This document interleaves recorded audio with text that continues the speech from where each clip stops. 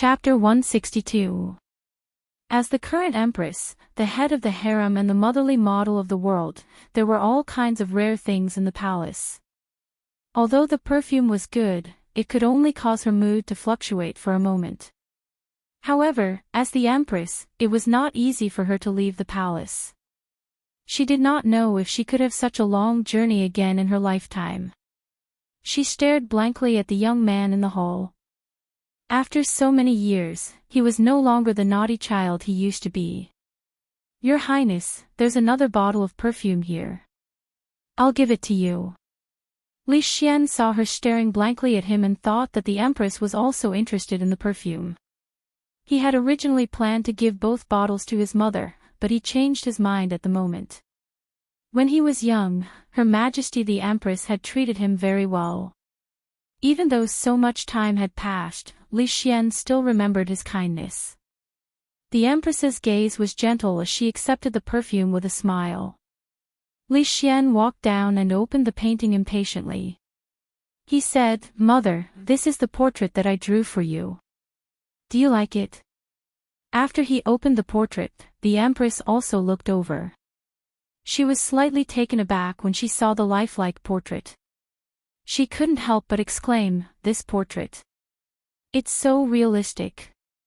I'm afraid that even the painters of the palace wouldn't be able to draw it." When she saw the painting, even the Empress's face showed a hint of amazement. She then rolled her eyes at him and said, "Do you think I don't know how capable you are? This painting must have been drawn by someone else. No wonder you took a few portraits from me a few days ago. I should have thought of it." Being mercilessly exposed by the Empress, Li Xian could not help but blush slightly. He said, "I can't hide anything from you, Mother. I actually asked Li Yi to draw this portrait. I also asked him to make the perfume." "Oh, Li Yi. Is he the miraculous person who cured my depression?" the Empress asked in surprise. She was vaguely familiar with this name. After thinking for a while, she immediately thought of who it was. After all, she was deeply troubled by her depression. She still had a deep impression of the miraculous person who cured her. "That's him." Li Xian nodded and said. "Illness of stagnation, a miraculous person. What's going on?" the Empress asked with a hint of confusion on her face. Ning Wang, who had been by Wang Fei's side all this time, finally smiled and spoke. "A few days ago, Wang Fei was ill with a strange illness. Even the imperial doctors sent by the palace were helpless. Fortunately, an extraordinary person offered a good prescription and Wang Fei's illness was cured. There's such a thing." Hearing this, the Empress stood up and said, "This person should be heavily rewarded." "Don't worry, Your Highness. I've already rewarded him heavily," Prince Ning said with a smile. The prince's residence only wanted 50% of the profits from the Ruidu and liquor business. Just for the sake of this matter, it could be said that he had gained a great advantage. Not only does he know medicine, but he also has such painting skills. He can be considered an extraordinary person. The Empress looked at the portrait and said, "With just a few portraits, he can draw such charm. He is more than qualified to be a court painter. If Your Highness likes it, I can ask him to paint one for Your Highness. As for becoming a court painter, it's not necessary." Li Xian was really worried that the Empress would make Li Yi into the palace as a royal painter. If that was the case, his life would undoubtedly be less interesting. He hurriedly said this and quickly ran out. The Empress had wanted to stop him, but her eyes glanced and saw the perfume and portrait in Ning Wang Fei's hands. She just raised her hand and put it back down. "All right, you don't have to accompany me. Tonight is sister's birthday. You two probably have to show your faces outside." After a while, Ning Wang and Ning Wang Fei sent the Empress to the inner hall. Tonight, the prince's residence was very lively. Li Yi finally found a secluded garden. He held a plate of pastries in one hand and a pot of fruit wine in the other as he walked towards a pavilion in the depths of the garden. choosing to come here tonight was not a correct decision. Other than Li Xian, the only other person he knew was that Professor Feng. If he went out now, he would probably be scolded by that person who liked to lecture others. It was quieter here. Li Yi sat down in the pavilion and ate the pastries and drank the fruit wine. He could faintly hear someone singing. The voice was very pleasant to listen to. In this era, it seemed that any banquet would have dance music to add to the fun. Li Yi had just seen a group of people gathered there. Before he could go over to join in the fun, he had encountered Professor Feng. After being called brat twice, he didn't have any thoughts of going over. When he came over just now, the banquet outside had just started. He wasn't in the mood to face a table of strangers. He ate something to fill his stomach and then said goodbye to Li Xian before going back to sleep. He had eaten too many pastries and was extremely greasy. The fruit wine tasted good and he drank a mouthful to relieve the greasiness. Not long after he put down the wine pot, he suddenly heard footsteps behind him. The person who was walking towards the pavilion didn't seem to realize that there was someone in such a secluded corner. The old figure behind the man said in a low voice, "My lord, should we chase him away?" The old man didn't lower his voice. Li Yi, who was sitting in the pavilion, frowned. Who was this old man? He was so overbearing. Did he think the prince's residence was his home? Li Yi hadn't seen Prince Ning before, but he had seen his portrait. The man was slightly older than Prince Ning. Obviously, he wasn't the owner of the prince's residence. However, those who appeared in the prince's residence tonight were almost all people of status. The person who came might be a high-ranking official. He was just a small county officer and probably couldn't afford to offend him. He prepared to stand up and leave. Unfortunately, there was still half a plate of pastries left. When he went back, he would probably have to personally make it himself. Should he eat egg fried rice or noodles? This was a dilemma. It was also at this time that the man waved his hand and said, "No need." He walked up to the pavilion and sat down on the other side. He only glanced lightly at Li Yi and didn't speak. He seemed to have something on his mind as he stared at the lights outside the shadows of the trees in a daze. Occasionally, the loud voices of young people could be heard from there. Most of them were talking about state affairs. It was faintly discernible. These were the new scholars of Qing and Fu. They only had to wait for the court to appoint them before they could truly step onto the official path. Perhaps after a few years, some of them would also become important officials in the court. As the man was thinking about these things, he suddenly felt something. He turned his head and saw the young man hand over the plate of pastries. "Want a piece?" Li Yi looked at him and raised his eyebrows. Towards this high-ranking official who wasn't overbearing, Li Yi had some good feelings. Seeing the young man in front of him pick up a piece of pastry and throw it into his mouth, the middle-aged man was startled for a moment. Then he smiled and reached out his hand. "This pastry tastes good, but if you eat too much, you'll get sick of it. It's best to go outside and steal. Bring me a jug of wine." This high-ranking official seemed to be very approachable. Li Yi kindly reminded him. The middle-aged man only ate a piece of pastry, but he seemed to be interested in the young man in front of him. Seeing that he was dressed like a scholar, he asked, "Are you this year's new scholar?" I'm ashamed.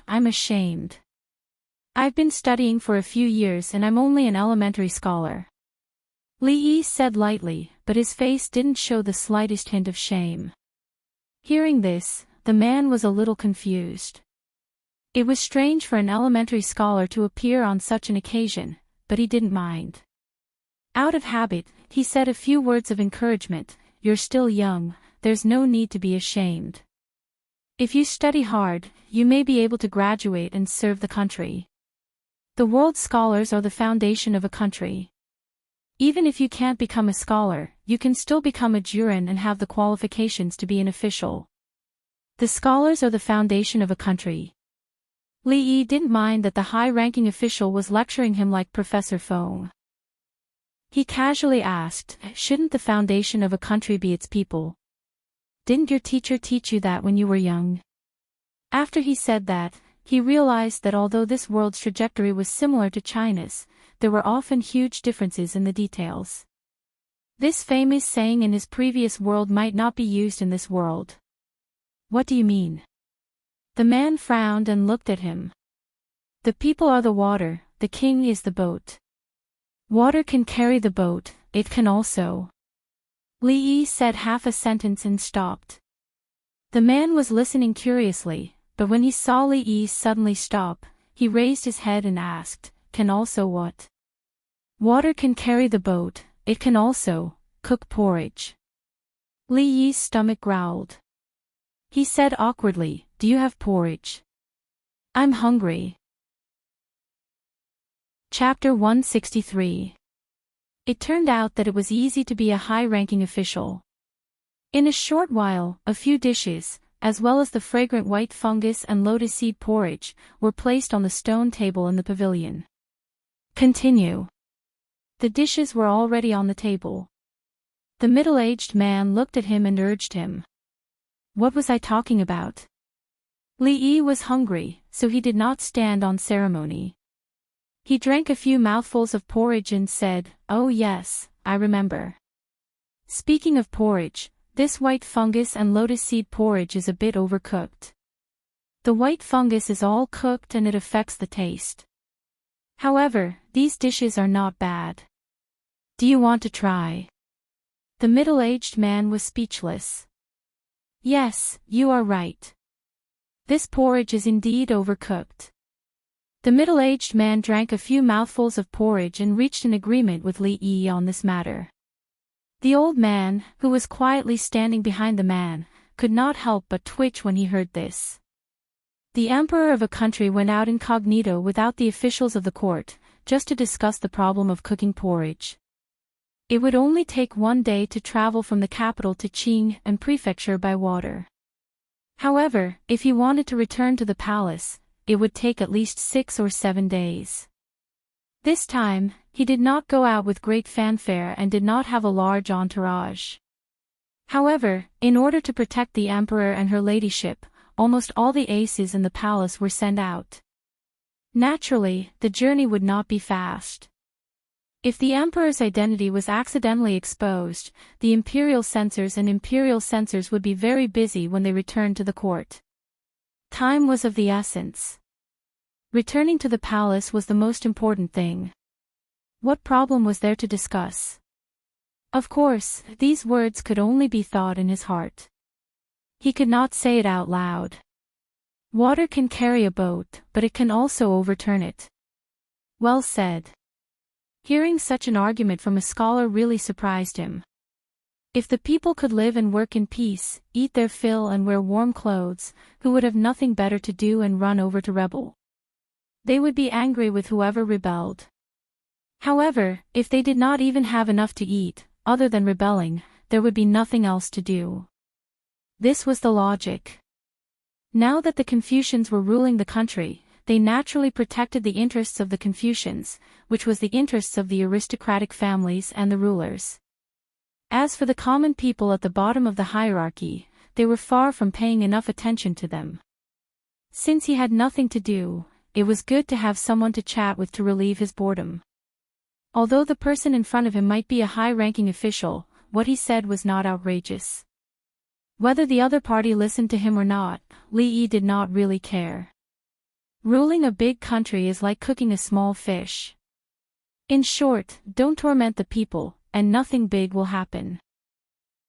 Li Yi poked at a fish on the table. Just like this fish.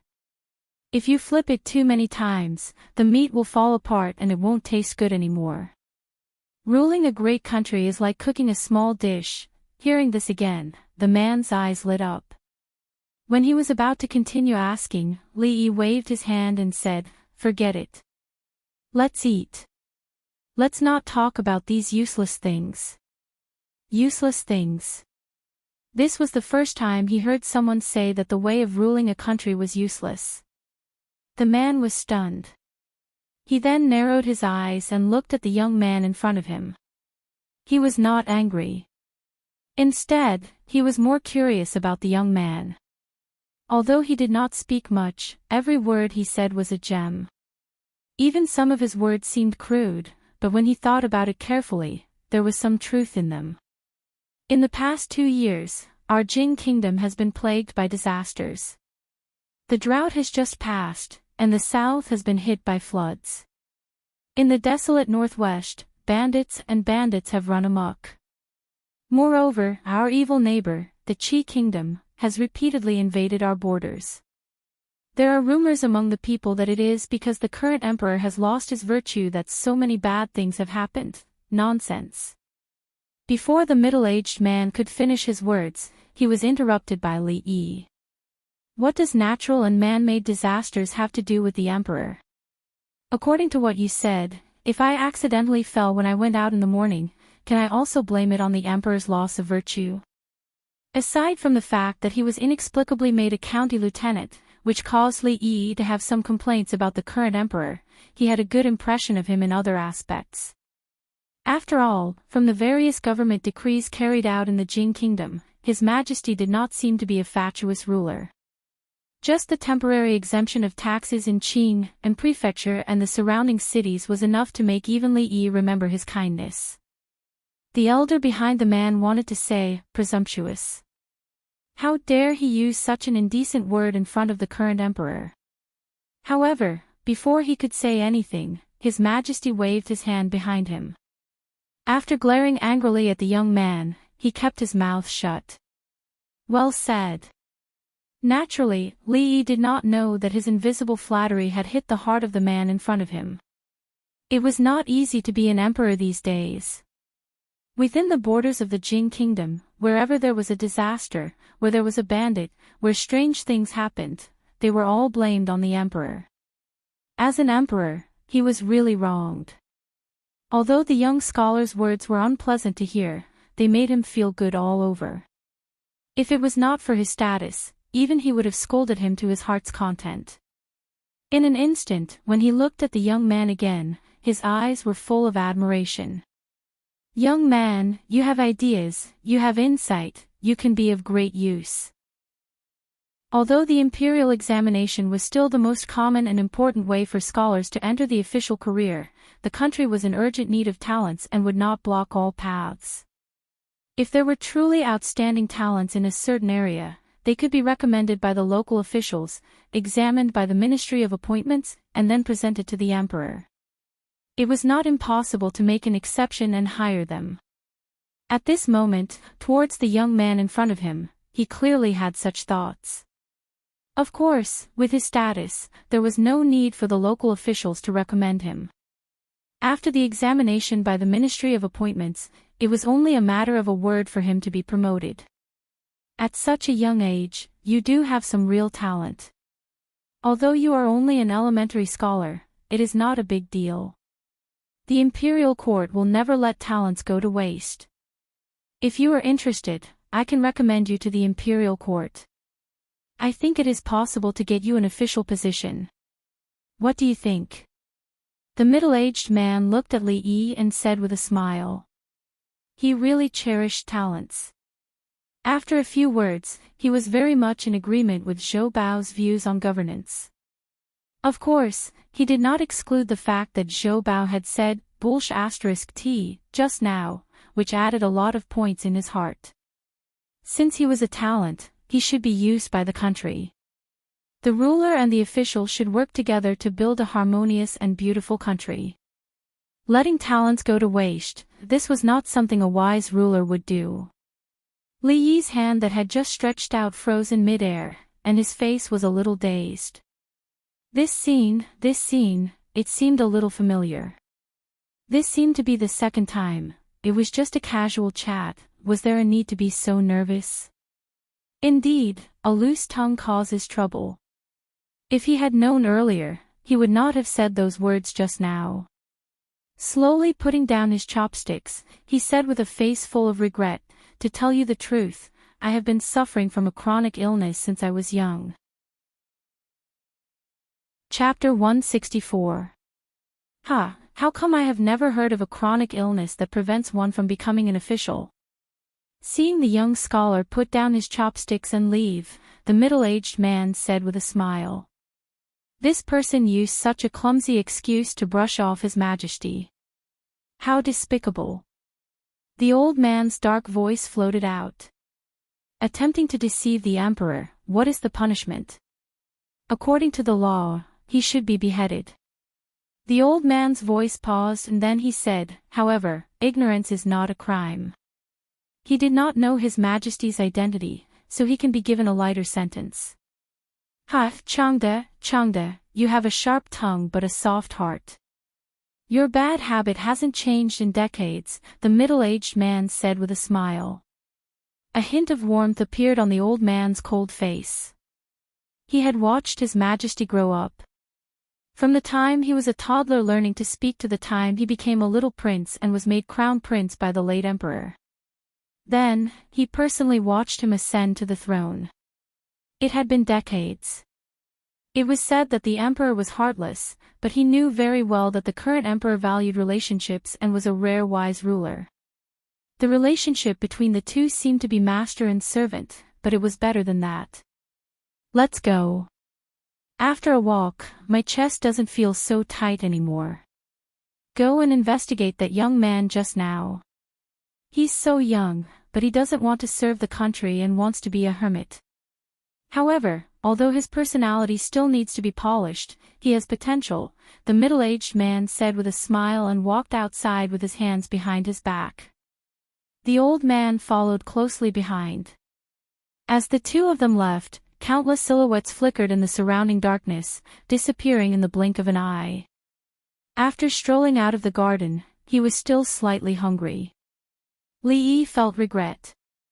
If he had known that this high-ranking official would be the same as Professor Feng and make him an official in the end, he wouldn't have said so much just now.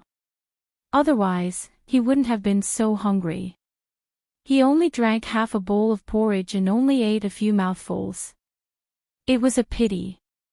Shaking his head, he decided to go say goodbye to Li Xian and go back to sleep early. At this time, not far away, around a wide pavilion, there was a lively scene of laughter and toasting. Most of the people gathered here were scholars. At this time of turbulence, thanks to Prince Ning's invitation, they gathered together to brainstorm and discuss the affairs of the country using the opportunity of the Wang Fei's birthday banquet. Perhaps they could really come up with a good solution.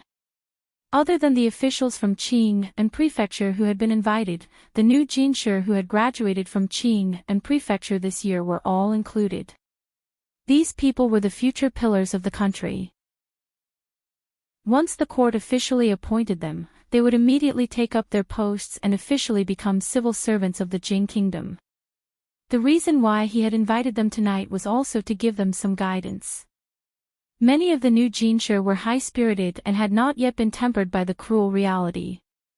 They were filled with the desire to serve the country and finally had a chance to express their ideals and ambitions. Using this opportunity, they would point out the country, encourage writing, and when they got excited, they would write a poem.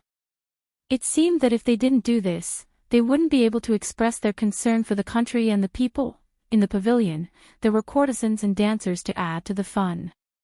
Every time someone wrote a poem, they would go up and sing it. On an occasion like tonight, no matter if the poem was good or not, no one would give it a bad review. Of course, poetry was also within the scope of the examination. Those who were able to pass the Jinshi exam would write poems that weren't too bad. At this time, in a remote corner of the venue, County Magistrate Lu sat alone on an empty table and drank by himself. He seemed a little lonely and desolate.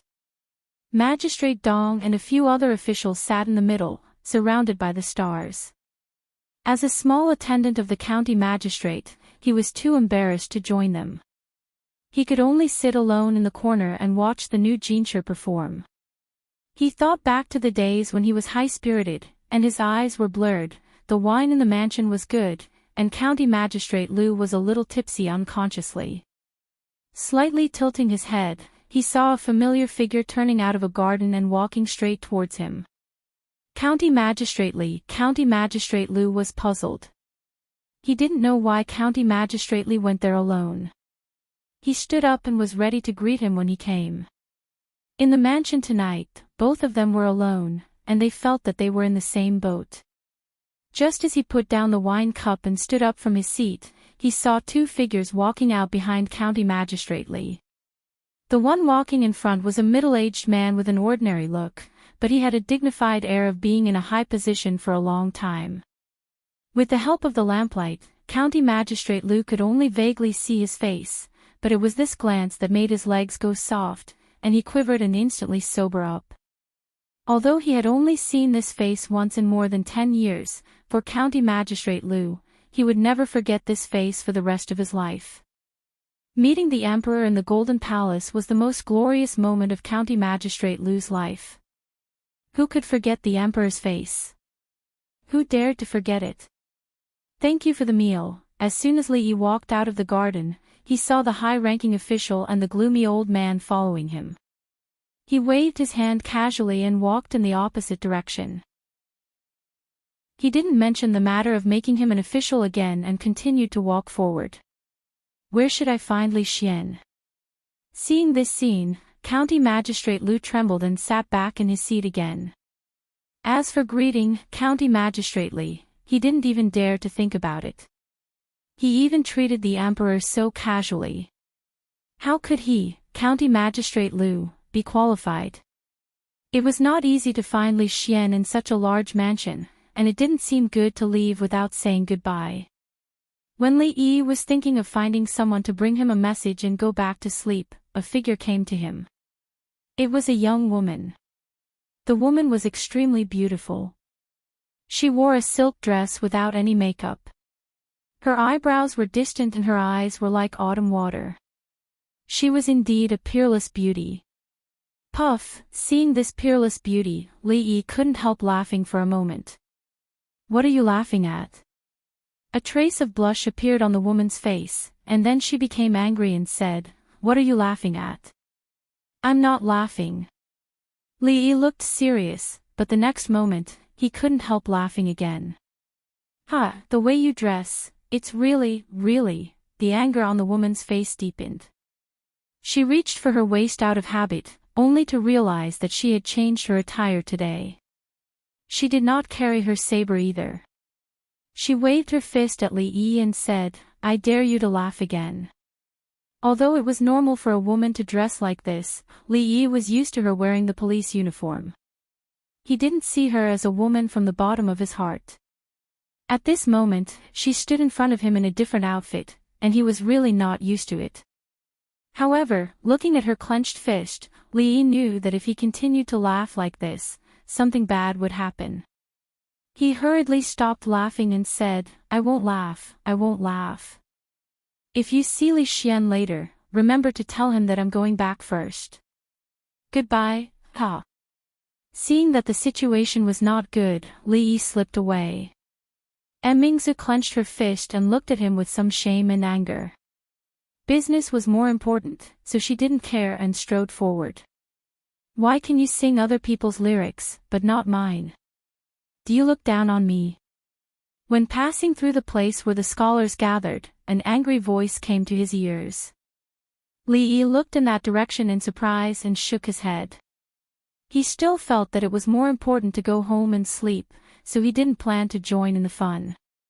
When he was about to leave, he heard the next voice and paused. Chapter 165. Young Master, you misunderstand.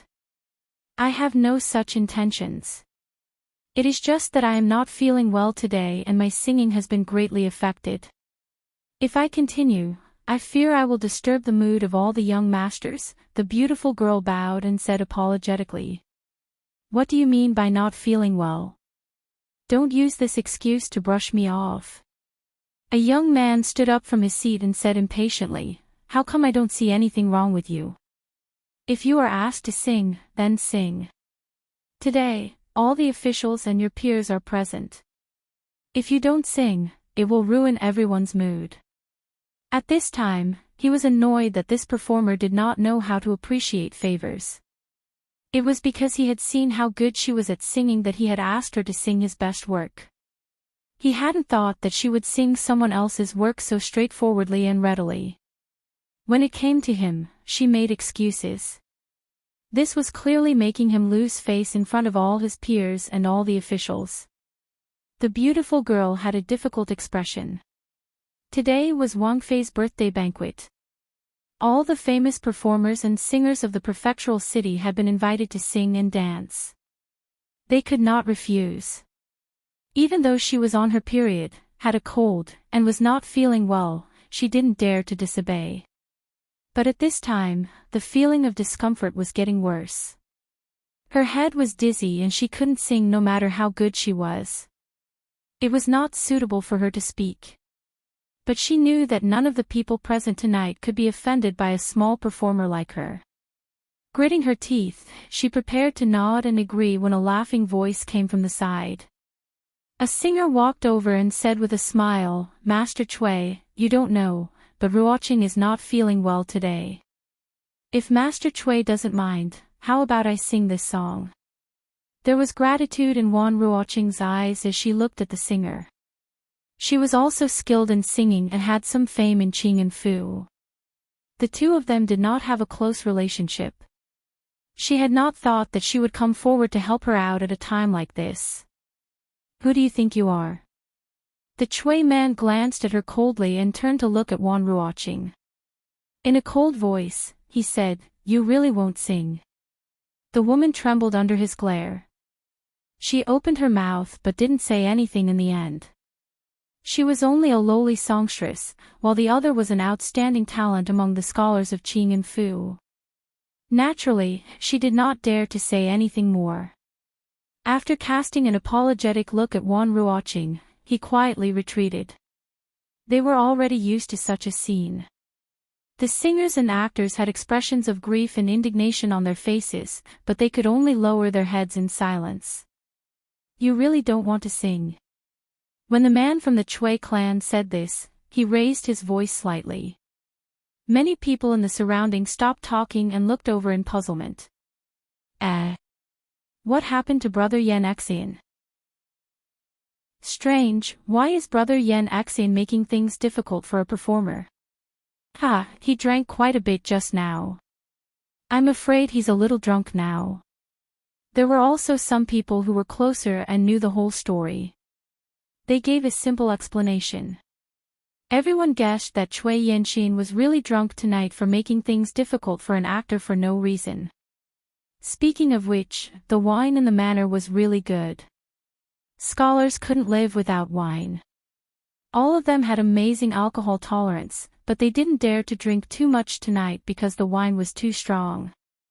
Normally, they would raise their cups and drink to their heart's content, but tonight, they were worried that they would get drunk and cause trouble. Everyone looked at the two of them with an expression of interest, but no one went up to mediate.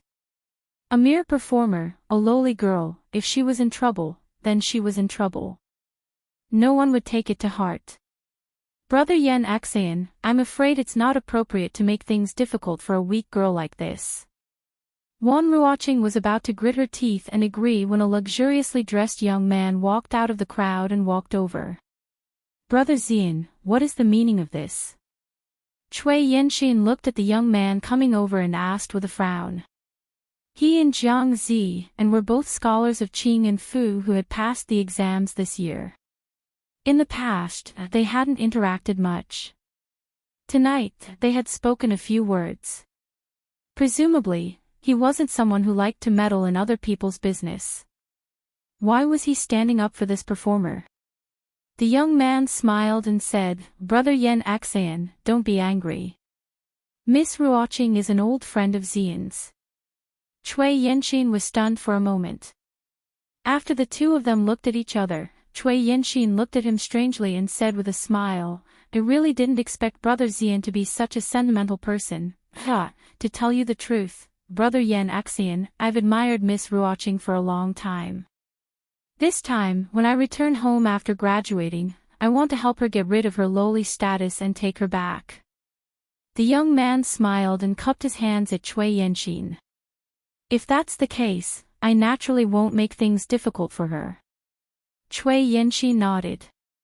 Since the other had already spoken, he naturally wouldn't insist. He turned his head to look at the performer and said, "Tonight, there are many lords and people of the same age present.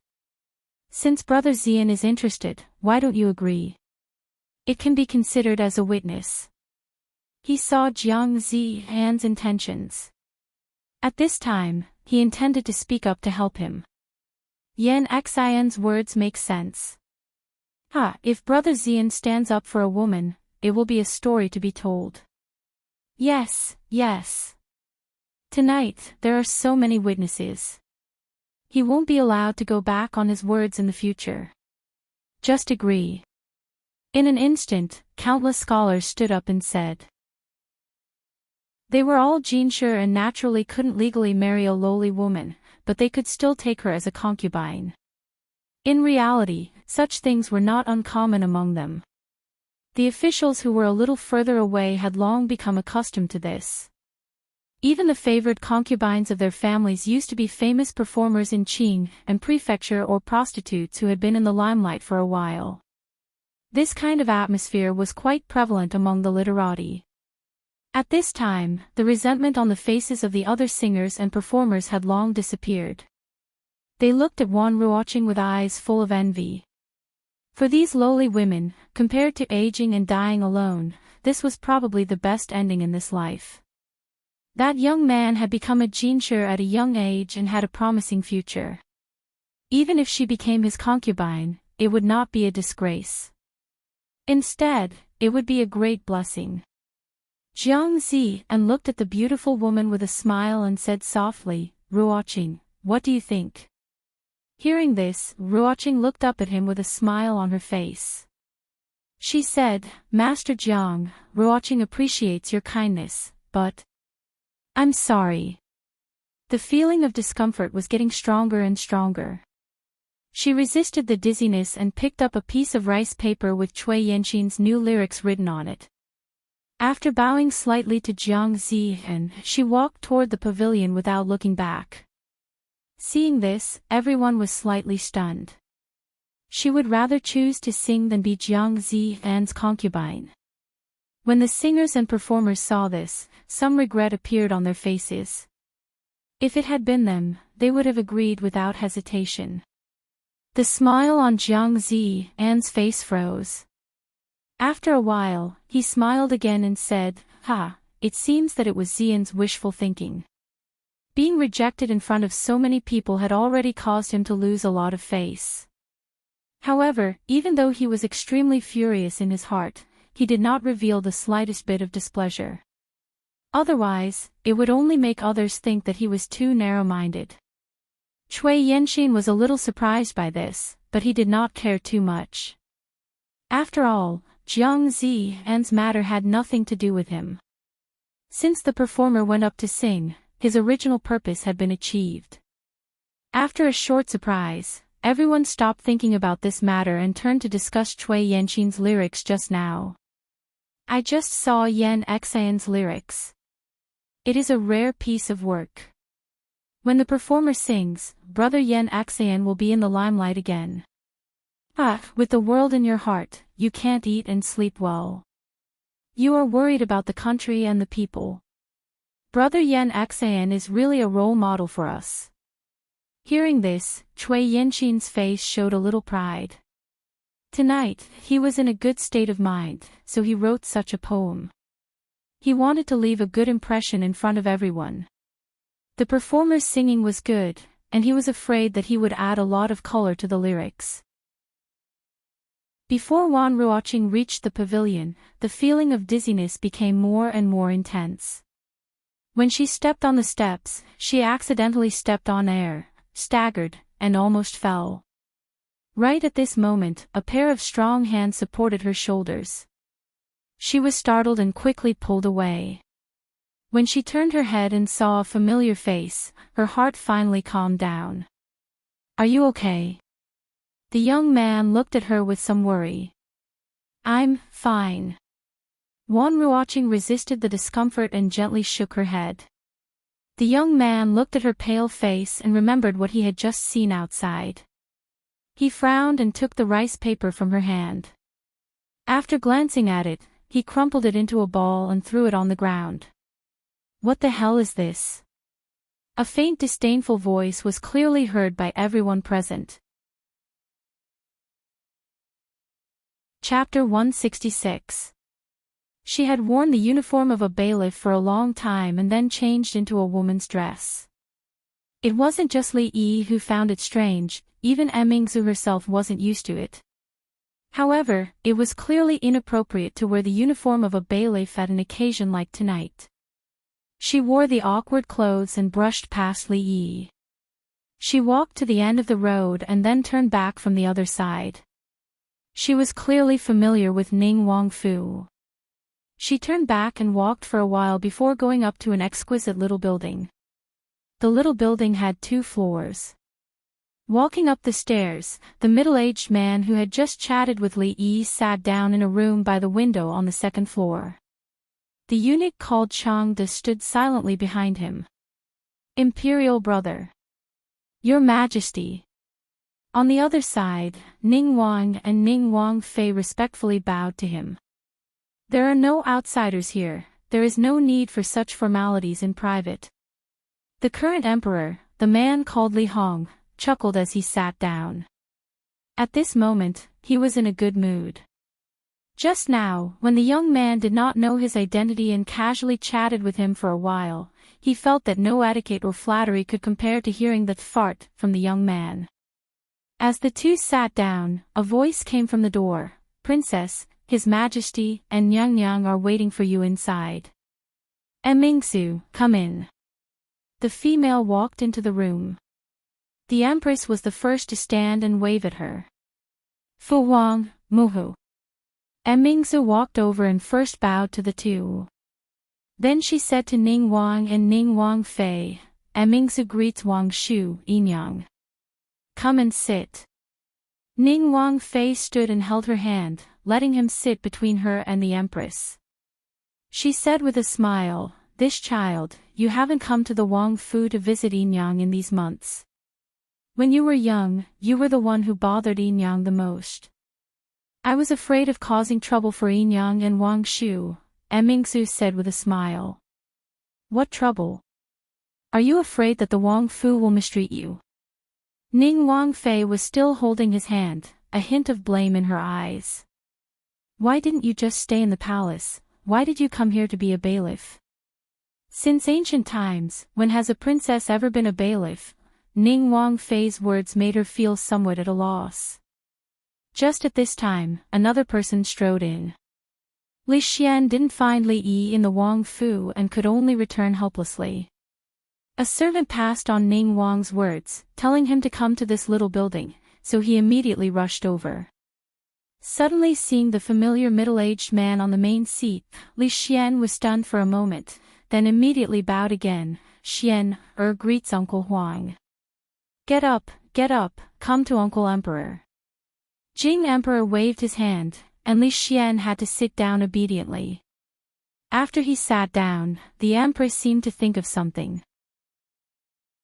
She turned to look at Mingzu with dissatisfaction and said, You child, who told you to secretly bring wine to father? Don't you know that your father has asthma and can't drink? And Changde, I told you to look at His Majesty, and you just look at him like this. Don't think that I don't know that without you, the wine would not have reached His Majesty's hands. This old servant knows his mistake. The old man behind Jing Emperor heard this and immediately knelt down. Get up, Zhen is also at fault in this matter. Let's not mention it anymore. Jing Emperor waved his hand and suddenly sniffed. He asked in confusion, where is the fragrance coming from? Since he didn't want to mention this matter again, the Empress didn't say anything more. She followed his topic and said with a smile, Your Majesty doesn't know, this thing is called perfume. It was given to me by Xian, just now. Perfume. Jing Emperor's face was slightly surprised. Before he could speak, a trace of doubt appeared on his face again. He turned to look out of the window. Just at that moment, the originally noisy atmosphere outside suddenly became quiet. Below the small building was a spacious area. It was the place where the officials discussed the affairs of the state tonight. Sitting on the upper floor, one could hear a few words. They were used to the noisy arguments. Now that it had suddenly become quiet, it naturally made one suspicious. The old eunuch named Changde had already walked to the window. When he looked down from the window, a trace of surprise appeared on his old face. It's him. After a while, Jing Emperor stood up from his seat and walked to the window. When he saw the young figure below, he couldn't help but smile. It's him. Seeing the expression on Jing Emperor's face, Prince Ning and Li Xian also walked over with some doubts. What the hell? The young man crumpled Cui Yanqin's poem into a ball and threw it on the ground like a piece of scrap paper. Coupled with the mocking and disdainful expression on his face, the scholars who were waiting for the performer to sing the poem were clearly stunned where they stood. Arrogant, too arrogant. The next moment, such a thought emerged in their minds. Cui Yanqin's face had already turned red. He strode over and looked coldly at the guy who came out of nowhere. He gritted his teeth and asked, "What did you say?" This person's action just now was obviously looking down on his proud work. This was an unbearable insult for a scholar who valued talent very much. If he let him go like this, today's matter would definitely become a stain on Cui Yanqin's life. It's him. Isn't this the person who was reprimanded by Professor Feng just now? Yanqin once had a grudge against him. Many people present had just seen the scene of Professor Feng's anger, and someone instantly recognized Li Yi. I say, don't take out such a clumsy work to show off. You still want him to sing it. It's not your fault that the poem is bad, but it's your fault that it tortures others' ears when you sing it. Li Yi had never had a good impression of this so-called scholar who looked gentle on the surface but was actually sanctimonious. It was the same with Shen Zhao, and it was the same with this man surnamed Cui. After studying for a few years, he thought that he was the most talented person in the world. He was condescending, putting on a high and mighty appearance, bullying a woman, and everyone else just watched coldly from the side. In the future, the Jin kingdom would be governed by such a person, so why would it not perish? Of course, the most important point was that the person he bullied was someone Li Yi knew, and he often missed the taste of the two osmanthus cakes she made. Arrogant. His proud work was said to be worthless, especially the sentence, "It's not your fault that the poem is bad, but it's your fault that it tortures others' ears when you sing it." This sentence almost made Cui Yanqin spit out a mouthful of old blood. There was not a single curse word in the whole sentence, but when it was put together, Cui Yanqin had the urge to strangle the person in front of him. He shouted angrily, "Arrogant person, what good poem can you come up with? Take it out for everyone to see. Today, all the officials are here. If you can't come up with a good poem and insult your peers for no reason, I will ask all the officials to report you in front of His Majesty." At this moment, Cui Yanqin was also angry and depressed. He did not know the person in front of him at all, and thought he was some new scholar. Being insulted like this, with his personality, of course, he would not let it go. He was extremely confident in his poem, and in a moment of impulse, he said these words. In the distance, a few local officials of Qin and also walked over. Professor Feng was walking at the front, and before he had even stopped, he heard Cui Yanqin's words. When he raised his head to look at the person in front of him, he staggered and almost fell. Yanqin, Cui Yanqin was someone he thought highly of, and he had not let him down in this imperial examination. He had obtained the title of scholar, and he really did not want to see Cui Yanqin be humiliated again. These days, he had been preparing for the imperial examination in the capital, and did not know anything about the recent events in Qing and prefecture. Naturally, he did not understand that competing in poetry with the young man in front of him was practically asking to be humiliated. "Master Feng, I have made up my mind. Today, I will not tolerate this humiliation. Cui Yanqin waved his sleeve and said with a face full of determination. Chapter 167. It's not your fault that you wrote poorly, but it's your fault for tormenting people's ears when you sing it. You really didn't let me down. The original noise was gone, and the dialogue between Li Yi and Cui Yanqin was clearly heard. Li Xian couldn't help laughing. Among the people he knew, Li Yi was the first one who could scold people to such a high degree. There were a large number of palace masters around the small building. Perhaps one of the servants carrying the dishes was a powerful figure who was hiding his strength. Chief Chamberlain Changde had only mentioned a few words, and in a short time, someone had already reported what had happened, word for word. You really know how to be protective of the fairer sex. Jing Di smiled, and then seemed to think of something. He looked at Li Xian and asked, "Little Xian also knows him?" Li Xian nodded and said, replying to Imperial Uncle, "His name is Li Yi, and he is little Xian's friend." Li Yi. Hearing this name, Jing Di's face showed a trace of doubt. He always felt that he had heard of it somewhere. Imperial Father, Li Yi is the person who wrote Rules for Disciples. You just conferred him the title of County Lieutenant. Mingzu explained prettily on the side. As the ruler of a country, he was busy every day. Naturally, it was impossible for him to remember the name of a scholar.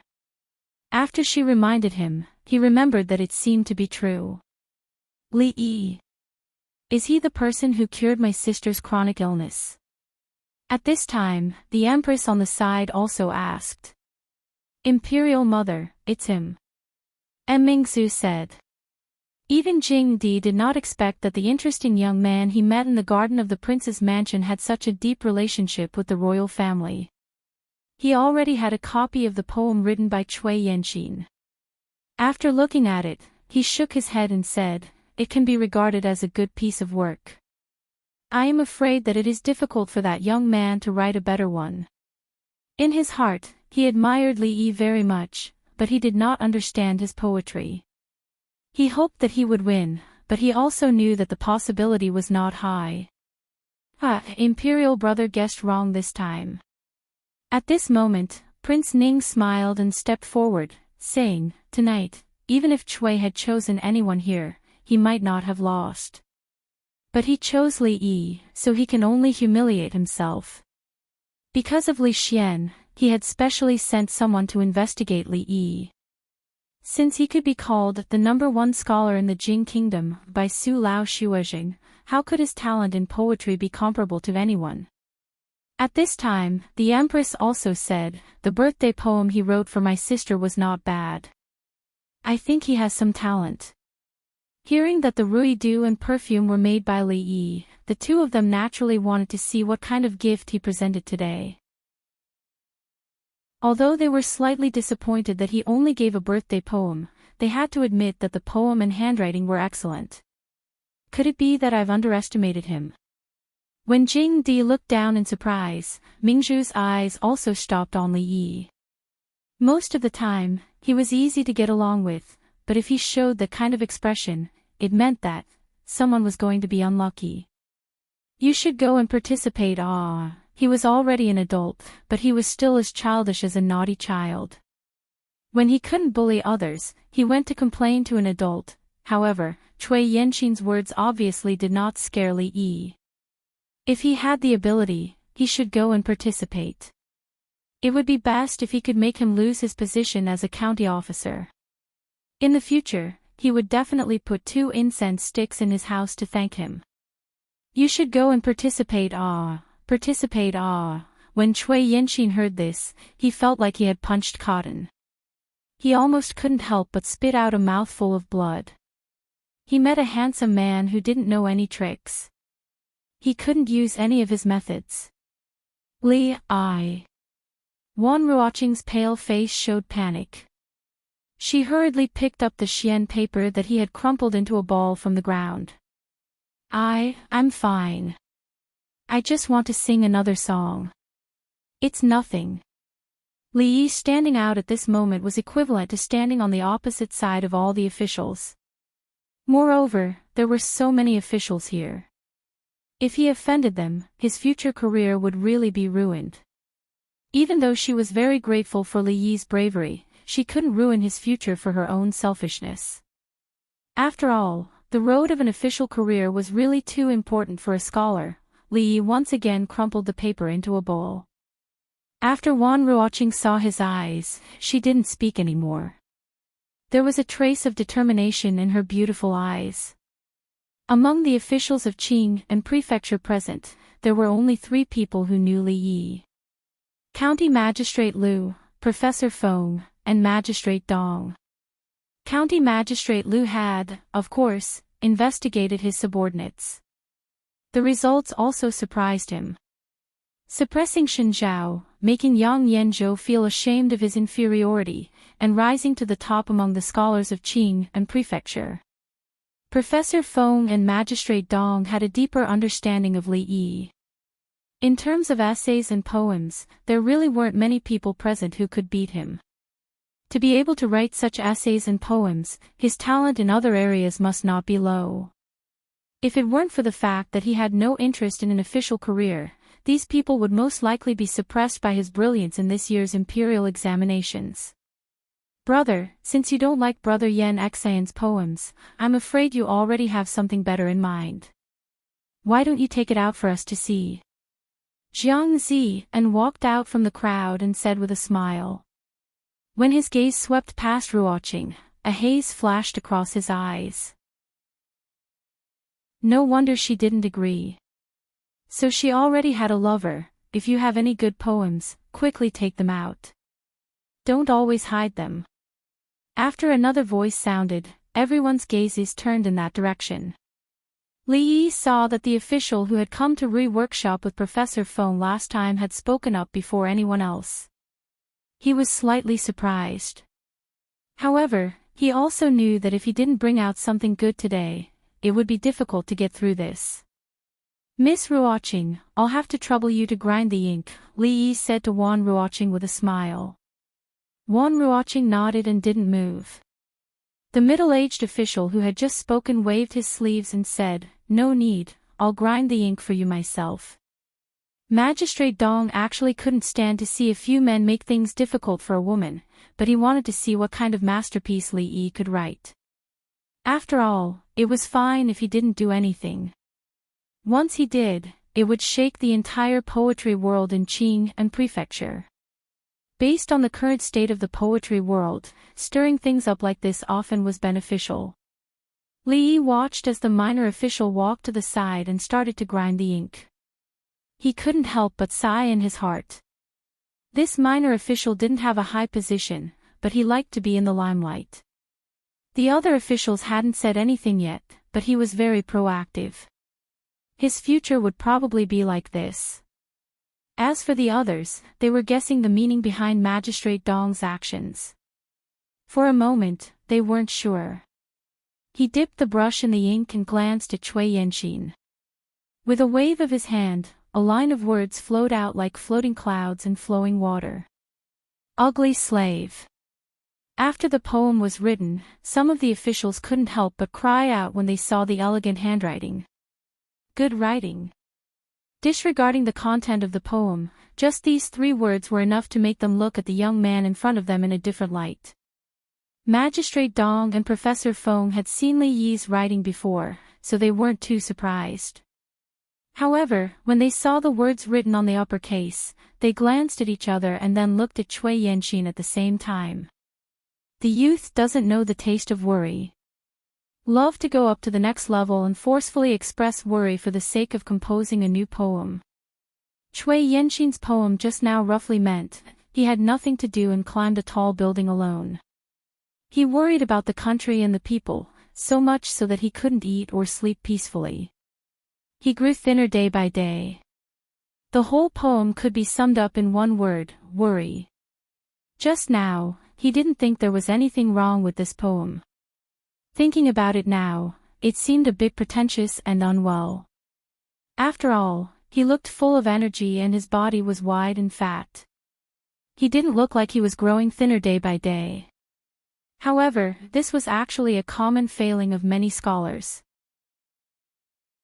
Normally, they wouldn't pay attention to these things. If it was brought up, most people would probably be labeled as forcefully expressing worry for the sake of composing a new poem. But now that it was pointed out, naturally, it couldn't be ignored. At this moment, Li picked up his brush and finished writing the first and second part. The youth doesn't know the taste of worry. He loves to compose a new poem and forcefully expressing worry. Now that he knows the taste of worry, he wants to say it but doesn't. He wants to say it but doesn't. It's a cool autumn. Professor Feng raised his head and glanced at Li Yi. As a professor of the government school, how could he not see that this sorrow was not the sorrow of parting, but the sorrow of home and country? The layers of foreshadowing were tactful and subtle, but not revealing. It was already an excellent piece of writing. But the problem was, what was with the sorrow and anger revealed in the whole poem? How could he have such experience at such a young age? With his attainments in poetry, he definitely didn't write this poem to express his feelings, but to slap people in the face. Forcefully expressing worry for the sake of composing a new poem. Cui Yenxin had just finished worrying and he wrote such a sentence. Professor Feng sighed. He hoped that after tonight, Cui Yenxin wouldn't be traumatized. At this moment, the expressions of the surrounding scholars also changed. They still had the ability to judge. This poem was indeed much better than Cui Yenxin's poem. Of course, the first sentence was more important. The youth doesn't know the taste of worry. He loves to compose a new poem and forcefully expresses worry.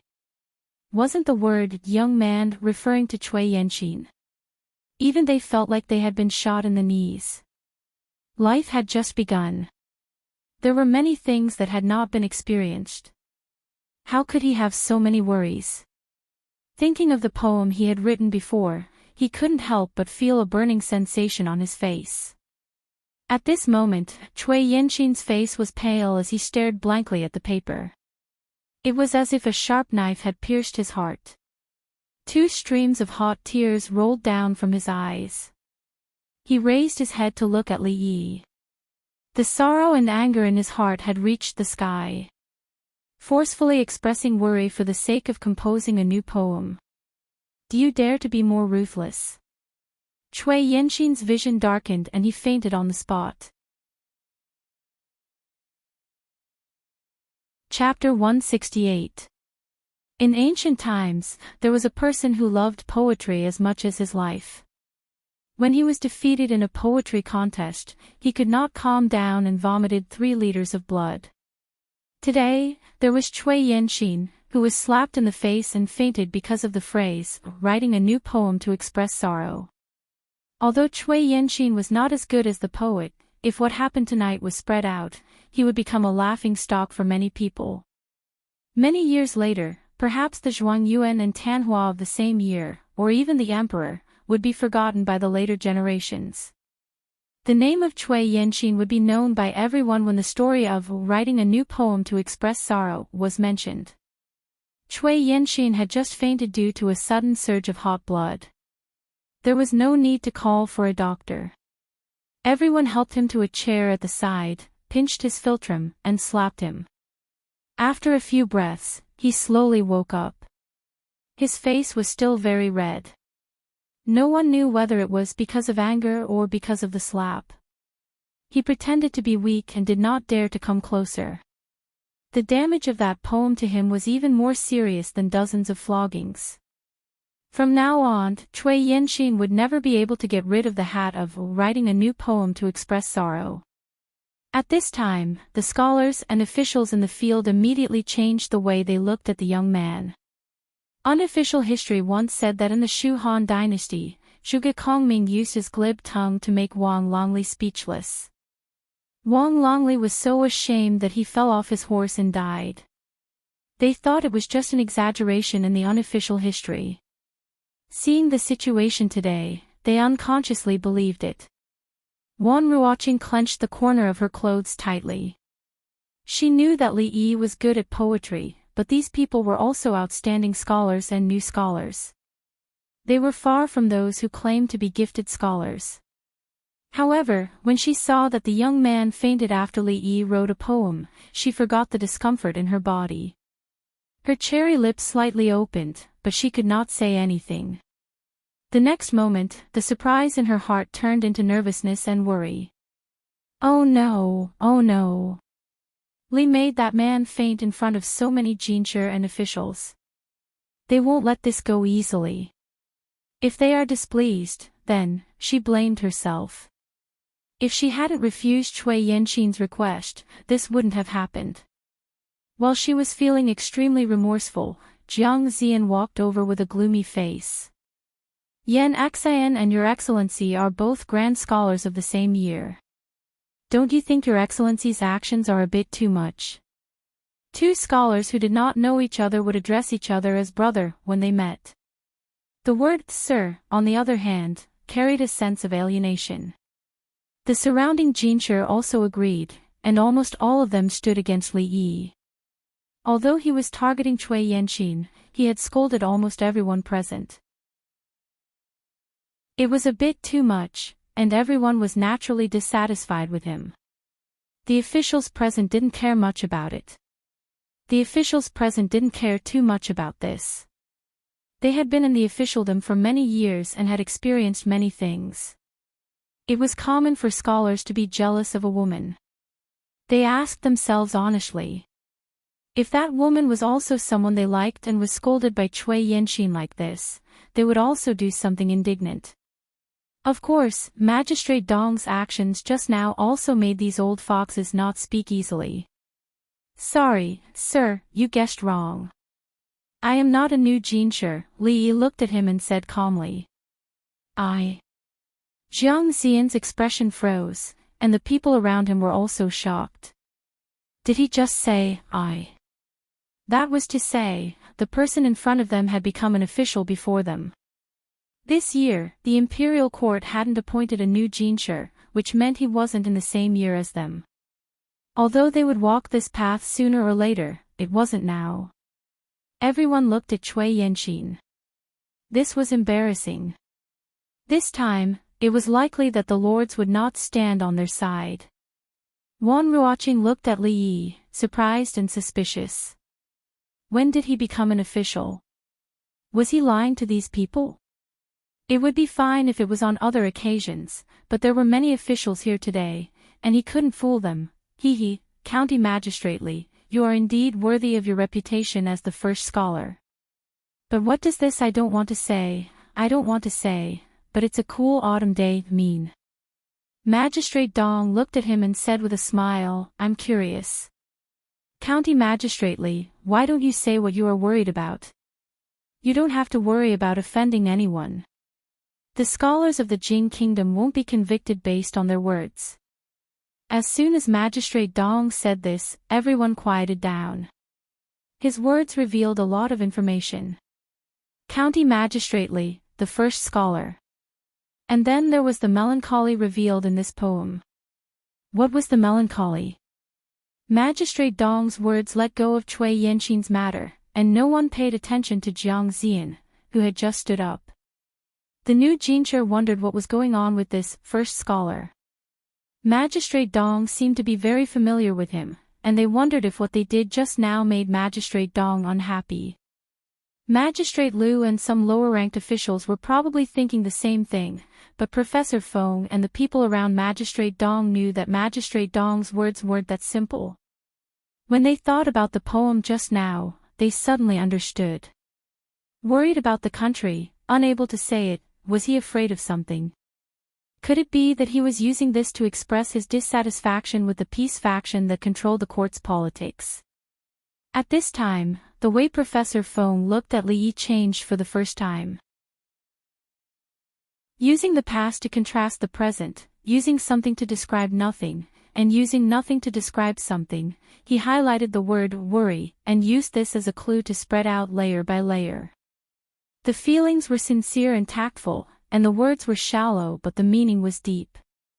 If it was a loyal official who was being pushed aside and had no way to serve the country, it was understandable that he would be worried. But he clearly had no desire to become an official, and he didn't want to be one, so why would he be worried? Reading carefully, what was revealed between the lines was that he saw the country's affairs deteriorating day by day, and he was powerless to do anything about it. He was not willing to become an official because he didn't want to be used by the peace faction, and the stubborn disease of not being an official was probably an excuse because of this. No wonder Magistrate Dong looked at him differently. If this was really the case, then his worries were all in Magistrate Dong's heart. It turned out that he had been wrong about him all along. A trace of red appeared on Professor Feng's face. This kind of feelings, he was far inferior to him. At this time, Li Yi was still depressed in his heart. Where did this small official come from, and why did he have so many problems? He didn't even know what he was worried about. There was only one purpose for taking out this poem, and that was to slap the face of the shameless Jinsher who even bullied girls. How could he think so much? Even Professor Feng didn't say anything.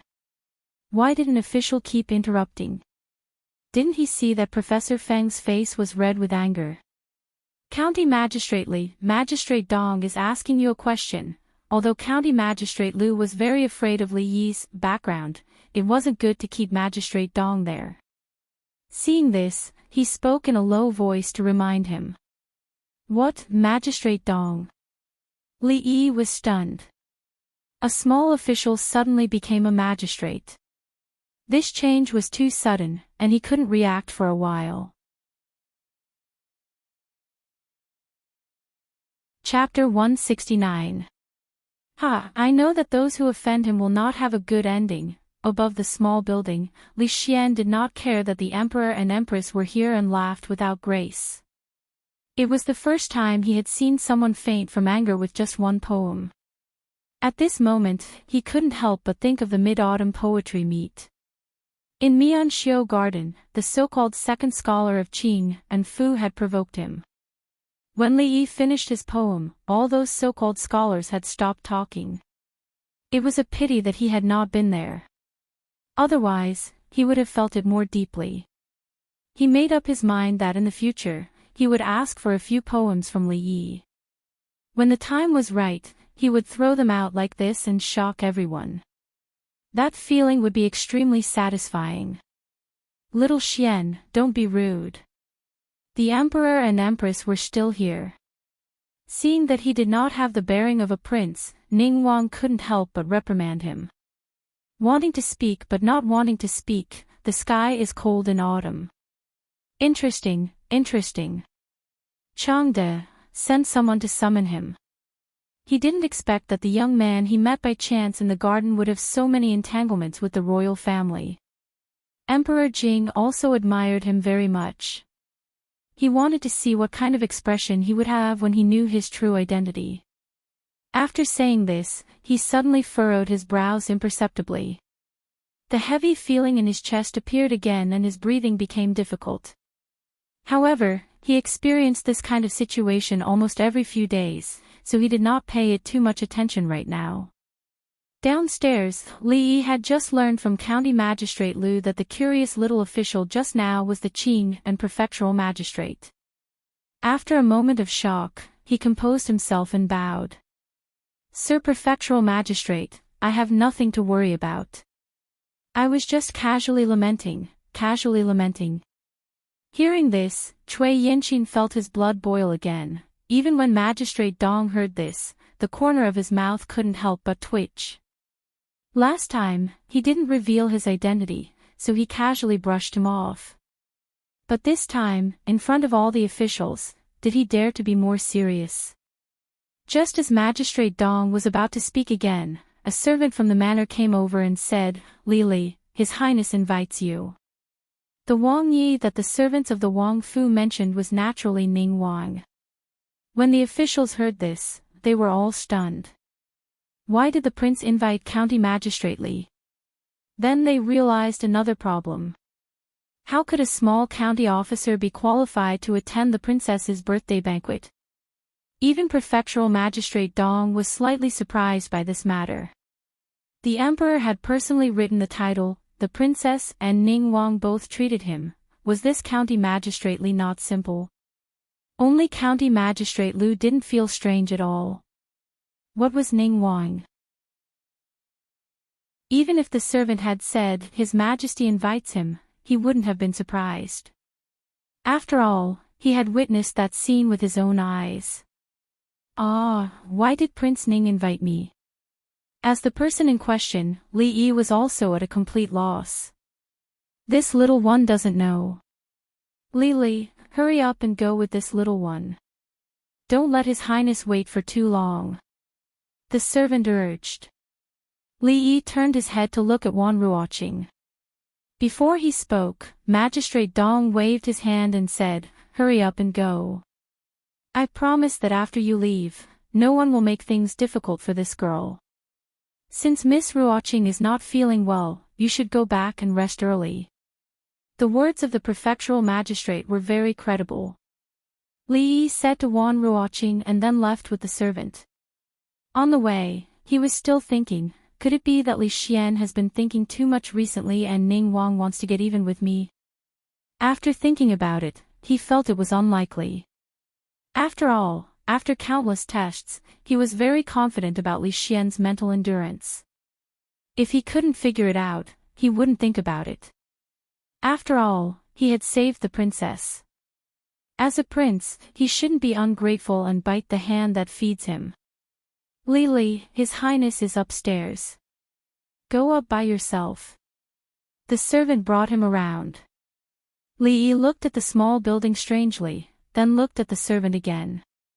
Suddenly, the look in his eyes became a little strange. This small building was clearly the one behind them. Just now, he could have entered from the front door if he turned around. This guy led him in a big circle, from the front door to the back door. Wasn't this crazy? He didn't want to argue with the crazy person. When he walked into the little building, he saw rows of guards with weapons in their hands. He thought that this Ning Wang was really extravagant. He didn't feel safe even in his own home. He walked up the stairs. The two guards at the door searched him before letting him in. Anxi County Military Officer Li Yi greets His Highness. After walking in, Li Yi first bowed. Scholars only knelt to their parents and the emperor. His Highness was one level lower than the emperor and only needed to bow twice. After bowing, he raised his head and saw the figures in the room. He was slightly startled. Apart from Ning Wang, who he had only seen in the portrait, everyone in the room was familiar. Li Xian, who was frowning at him, looked coldly at his Emingzu, the high-ranking official who had just treated him to a meal in the garden, and the coffin-faced old man standing behind him. Li Yi sighed in his heart. As expected of a high-ranking official. To be able to sit at the same table as Ning Wang, he must at least be a first-rank official. Then, he saw the rank 1 official suddenly clutching his chest. His breathing quickened, and a pained expression appeared on his face. In the next moment, his entire body stiffly fell to the ground. Imperial uncle. Imperial brother. Imperial father. Your Majesty. The expressions of the people in the room changed at the same time. There were a few panicked voices. The old eunuch named Chengde was the fastest. His figure flashed and disappeared in front of them. He caught Emperor Jing before he fell.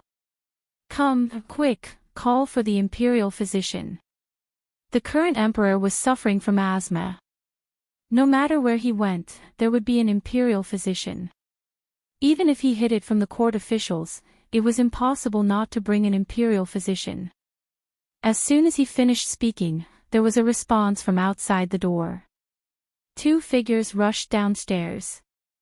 Li Yi, who had been ignored by everyone, stood in the room with a dumbfounded expression. Imperial brother, Imperial father, His Majesty, this title. The person who had just treated him to a meal in the garden was actually the emperor. Oh no, His Majesty has no pulse. The old eunuch put 2 fingers on Emperor Jing's wrist. His expression changed and he immediately reached out to pinch Emperor Jing's philtrum. Damn, there's no pulse and his heart has stopped. What's the use of pinching his philtrum? Seeing this, Li Yi muttered in his heart. Even someone as steady as Prince Ning had cold sweat on his forehead. If something happened to his imperial brother in Prince Ning's mansion, the court officials would not care if he was Prince Ning. They would probably accuse him of regicide. Seeing the old man pinching with all his might, Li Yi finally couldn't help but walk over and say, "It's useless to pinch like this. Go away." Changde did not care about anything else at this time. He did not even raise his head and said angrily. Li Yi was slightly annoyed, but he thought that the old man was probably anxious at this moment. It was understandable, so he did not care too much.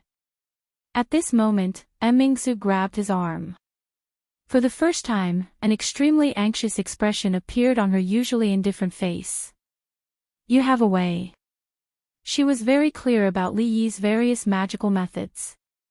The princess consort's stubborn illness was also cured by him. Thinking of this, Mingzu looked at him with eyes full of expectation. Chapter 170. I'm not 100% sure. Li Yi hesitated and looked at her. When he was in primary school, the school would have several first aid classes every year, such as artificial respiration, cardiac compression, simple bandaging, and so on. Of course, at that time, it was limited to the level of science, and there was no chance to practice it.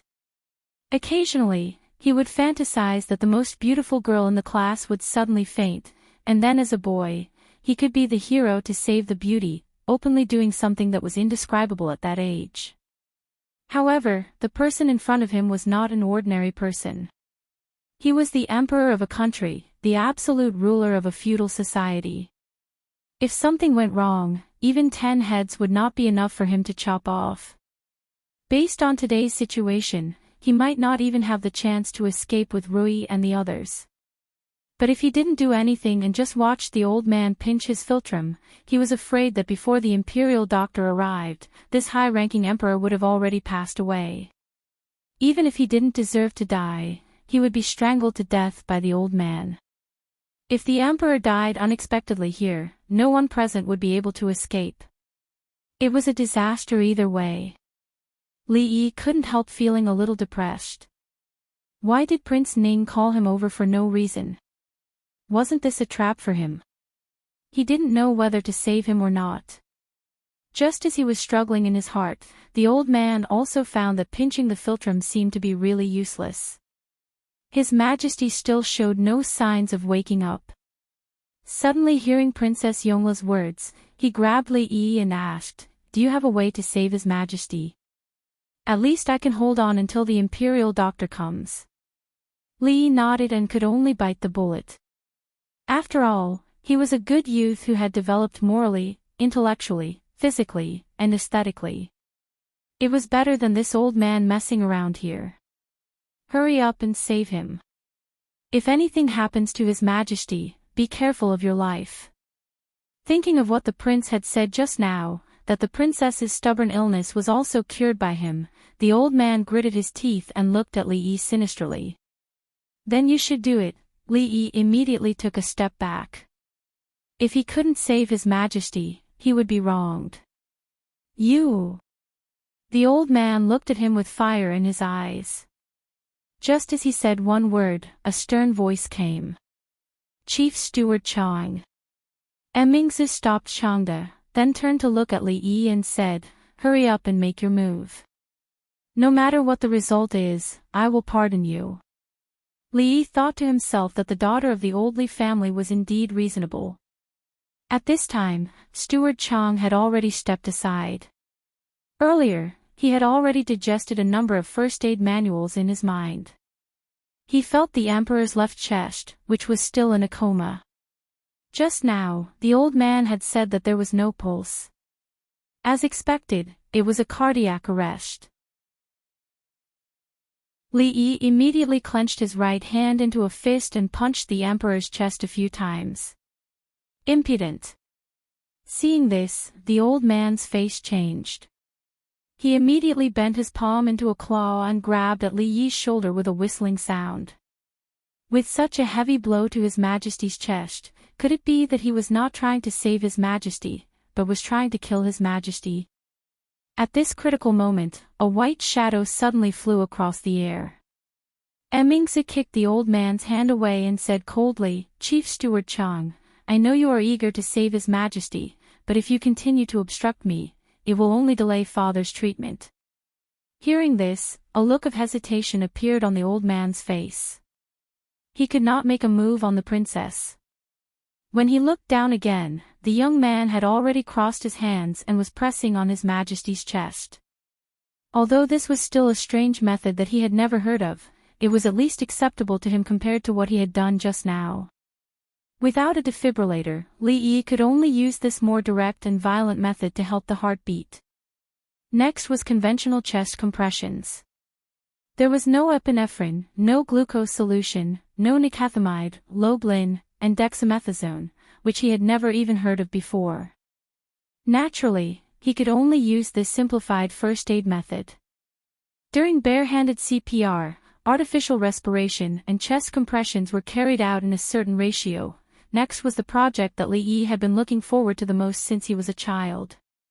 However, looking at the face of the Jing Kingdom's emperor, the corner of Li Yi's mouth could not help but twitch. He could not do it no matter how hard he tried. His Majesty has a pulse. When Li Yi was doing chest compressions, the old man's hand had been on Jing Di's wrist. At a certain moment, a hint of joy suddenly appeared on his face and he blurted out. As soon as this was said, everyone in the room breathed a sigh of relief. Seeing his magic again, Mingzi looked at Li Yi with an extraordinary splendor in her eyes. Even Prince Ning wiped the cold sweat from his forehead, and a little gratitude appeared on his face. If something happened to His Majesty here, Prince Ning Mansion could not escape the blame. I need someone to help me. In the end, Li Yi could not overcome the hurdle in his heart and raised his head to say this. I'll do it. Hearing this, the old man immediately said without hesitation. Tilt His Majesty's head back, pinch His Majesty's nose, and blow air into His Majesty's mouth. Li Yi tried to make his meaning easy for others to understand. That's called dragon head, dragon nose. The old man glared at him and said, Why do you have to do this? Pinching His Majesty's nose and blowing air into His Majesty's mouth, this was already a great disrespect to His Majesty. In order to carry out the gas exchange between the gaps to ensure that the blood provided in the artificial circulation process has enough oxygen, looking at the old man's dumbfounded face, Li Yi said impatiently, Do you understand? Whether you understand or not, just do it. Although Li Yi's attitude was not good, the old man was not annoyed at all. His Majesty's pulse had begun to beat, which showed that his method was effective. At this moment, he did not care about whether he had offended His Majesty or not. He recalled what the young man had just said, walked to the front, and leaned over to put his old face, lift His Majesty's dragon chin, pinch the dragon nose tightly. Yes, that's it. Continue, don't stop. Li Yi could already feel that the emperor's heart had begun to beat. The time for CPR was not long, about 2 to 3 minutes. The brain's tolerance time for hypoxia was 4 to 6 minutes. Even if the emperor woke up after this time, there would be varying degrees of damage. The tolerance time for other tissues was a little longer. Based on this, after this high-ranking emperor woke up, he should not have any dementia or paralysis. After about 10 minutes or so, although the emperor had not woken up, his breathing had returned to normal, and his heart had begun to beat steadily. Only then did Li Yi ask the old man to stop. Seeing that the old man stood up without a red face and was not panting, Li Yi was also surprised. This old man was not bad. After blowing for so long, he actually did not feel dizzy. His lung capacity was too unbelievable. This old man was reckless just now. I hope you don't take it to heart, little brother. After feeling His Majesty's pulse, the old man was finally relieved. His face had also begun to become ruddy. He knelt on one knee and said to Li Yi with a fist and palm salute. Forget it, forget it. Li Yi could also understand him. He waved his hand and supported the old man a few times with both hands.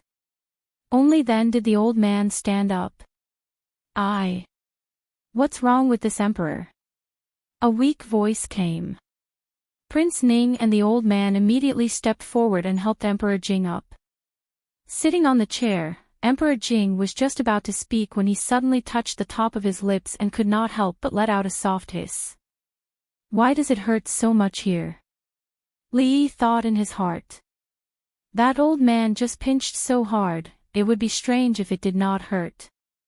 This old servant deserves to die. The old man surnamed Chang knelt on the ground with a thud. Chapter 171. Emperor Jing was supported by several guards to another room to rest. Li Xian secretly gave a thumbs up to Li Yi and followed Prince Ning. What happened today made Li Yi secretly vigilant in his heart. In the future, he still had to stay away from these emperors and princes. If the other party suddenly fainted or died suddenly like this, wouldn't he be implicated? The efficiency of the imperial physicians was very slow. Li Yi sat here and drank a cup of tea before the two officials of the Imperial Physician Bureau came late. Of course, the price of being late was being scolded by the effeminate old man outside the door like a grandson. However, these two guys deserved it. As the emperor's personal imperial physicians, why did they come here? If there was any sudden situation and they didn't treat the emperor in time, the two of them could only use the rock-paper-scissors game to decide who should be the first to be beheaded. What should be done was done. Li Yi wanted to leave, but Prince Ning had just said that he should wait here and wait for His Majesty's summons. The idea of going back to sleep early could only be put aside for the time being.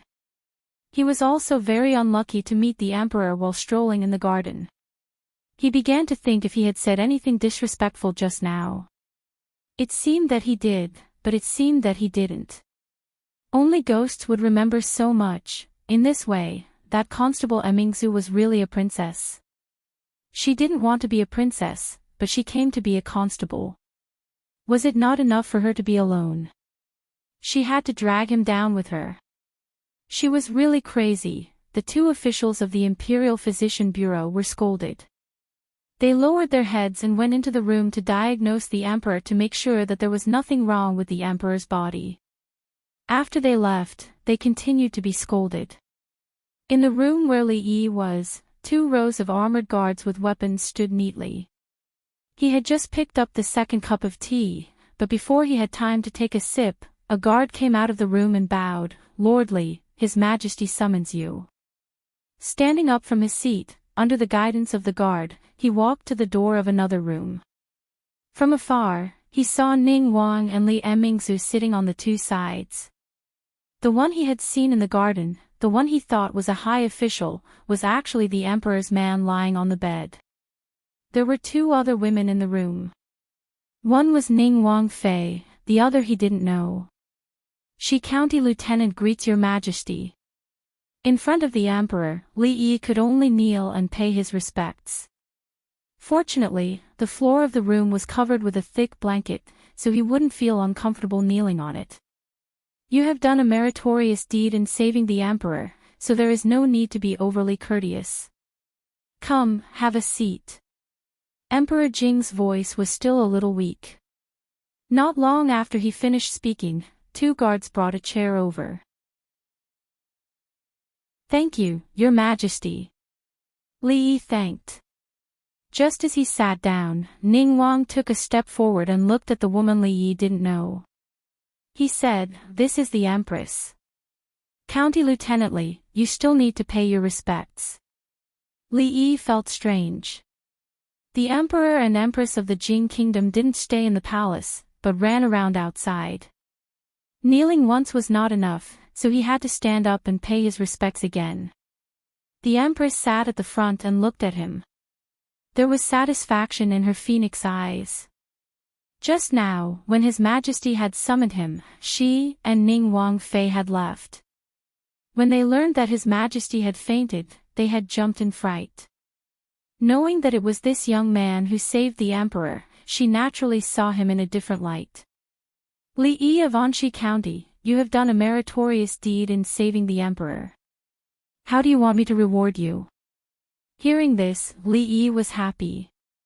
Should he take this opportunity to ask the Emperor to take back his order and not let him be a county lieutenant? However, the position of county lieutenant had just been conferred, and he hadn't had time to take it yet. If he asked to resign, wouldn't it be like letting the Emperor slap his own face? As the saying goes, a ruler doesn't joke. The ancient emperor seemed to take this matter very seriously. If he made such a request, would it anger him? Forget it, he wouldn't take this risk. He put his hands honestly on his thighs and said seriously, His Majesty is fine. It is already the greatest reward from heaven to me. I dare not ask for credit again. He was not that stupid. The Emperor asked this out of politeness. He should reward as he should. No matter how much he said, it was better to flatter him. When Li Xian heard this, he almost couldn't help but spit out a mouthful of air. No matter how he listened, it didn't sound like something he should say. I have always been clear about rewards and punishments. Those who have meritorious deeds will be rewarded, and those who have sinned will be punished. Emperor Jing was very happy with his words. There was a smile on his pale face and he said, Li Yi, come forward and receive your reward. Li Yi couldn't help but look bitter. Well, he just sat down for a while, and he had to kneel again. Li Yi of Anxi County, for saving the Emperor, will be rewarded with 100 bolts of silk, 100 acres of fertile land, and 10,000 gold. There was no official title, but there were a lot of material rewards. 100 bolts of silk and 100 acres of fertile land. Li Yi didn't feel much about it, but the 10,000 gold at the end really scared him.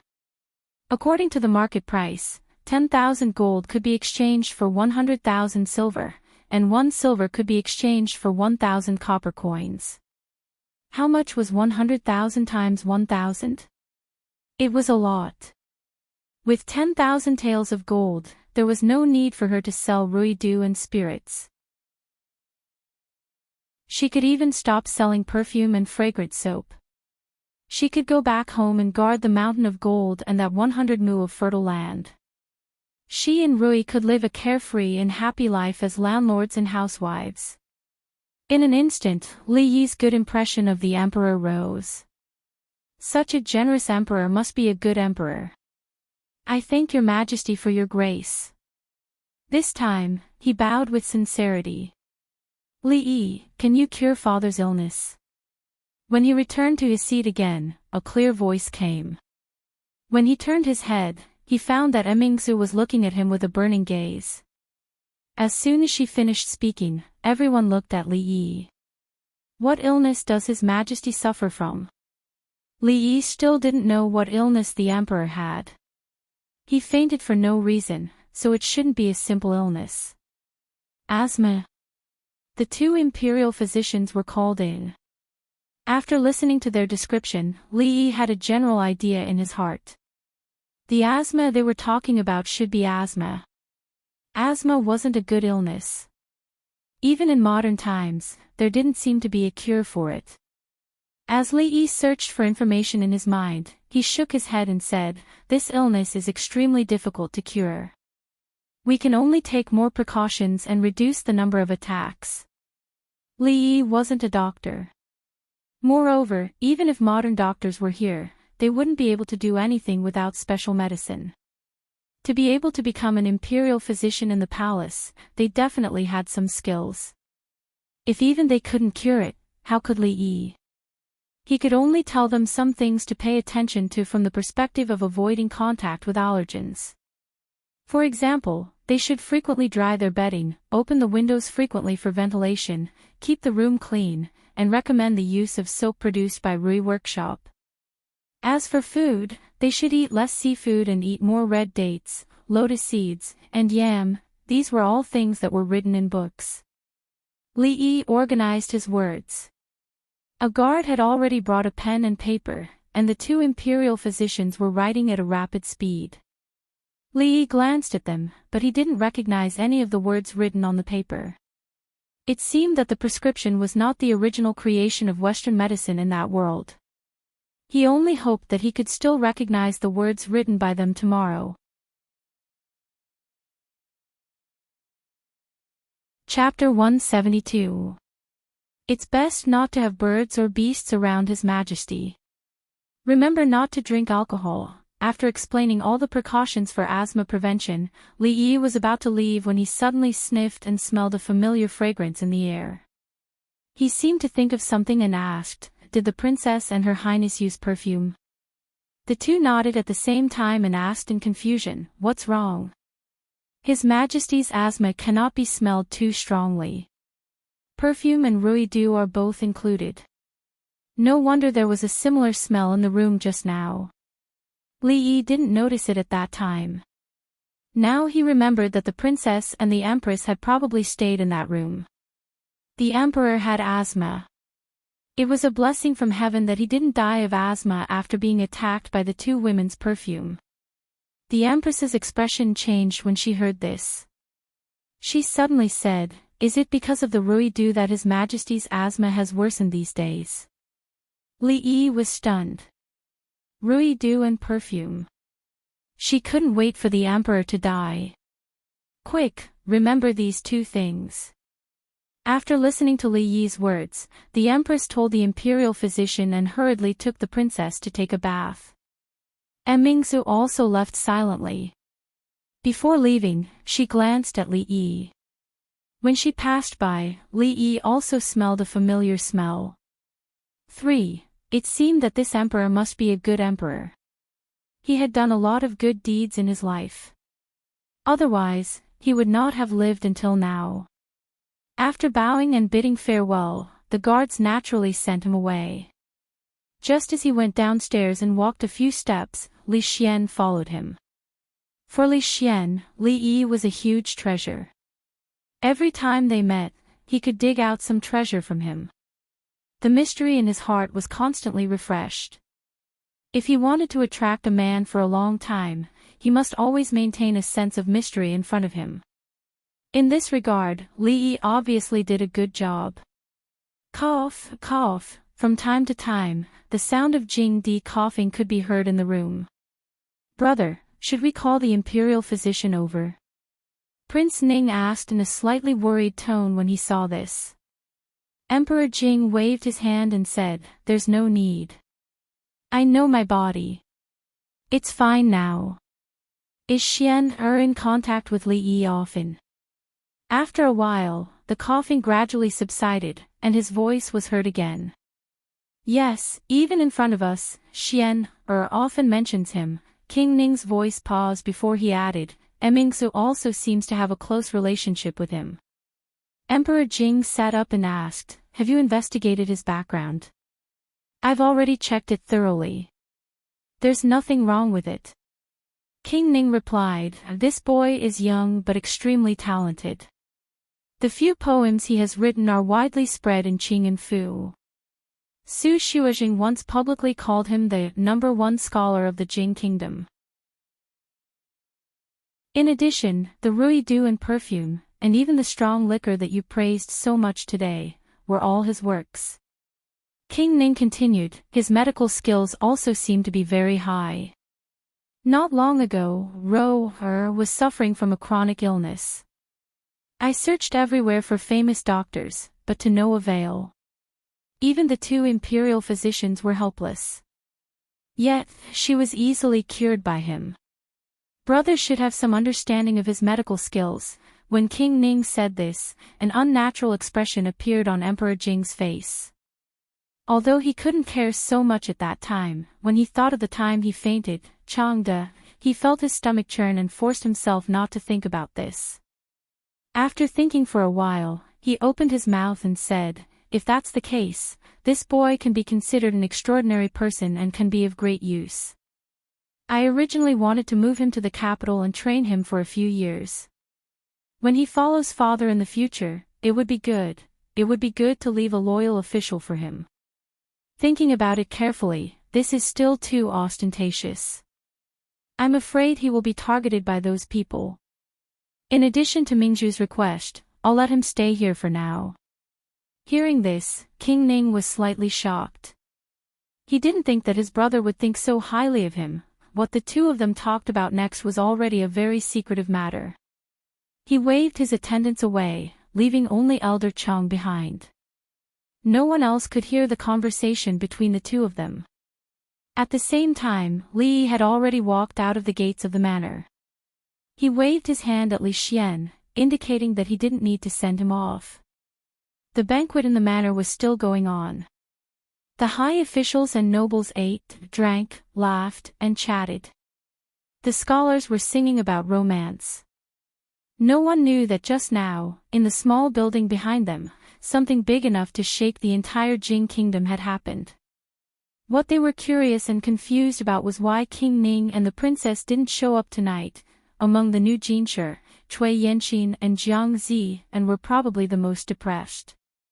One was really depressed because he had forced himself to write a new poem. The other was upset because he was rejected by the girl he once liked and could only drink the wine of the manor to relieve his worries.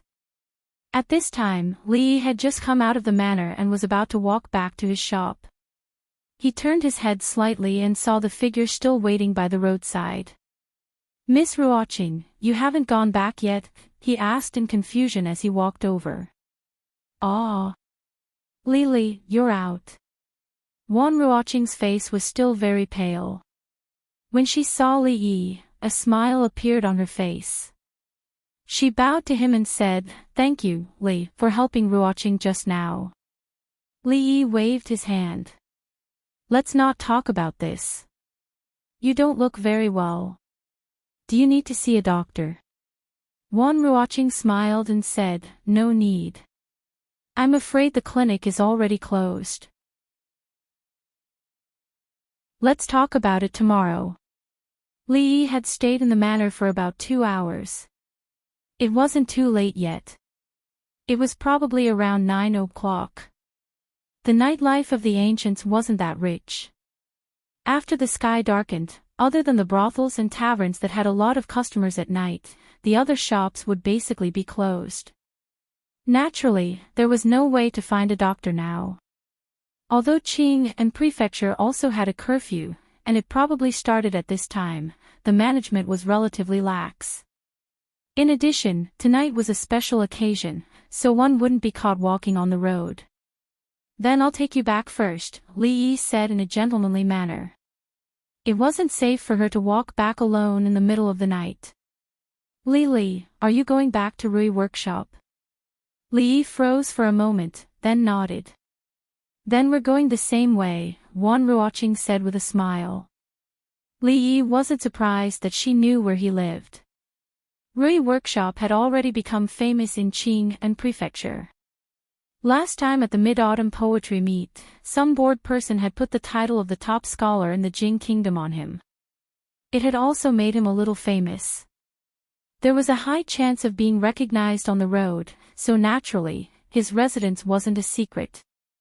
The two walked side by side. Before they left the boundaries of the manor, there was a sudden rush of footsteps behind them. "Master Li, please wait." Li Yi looked back and saw a white-haired old man jogging over.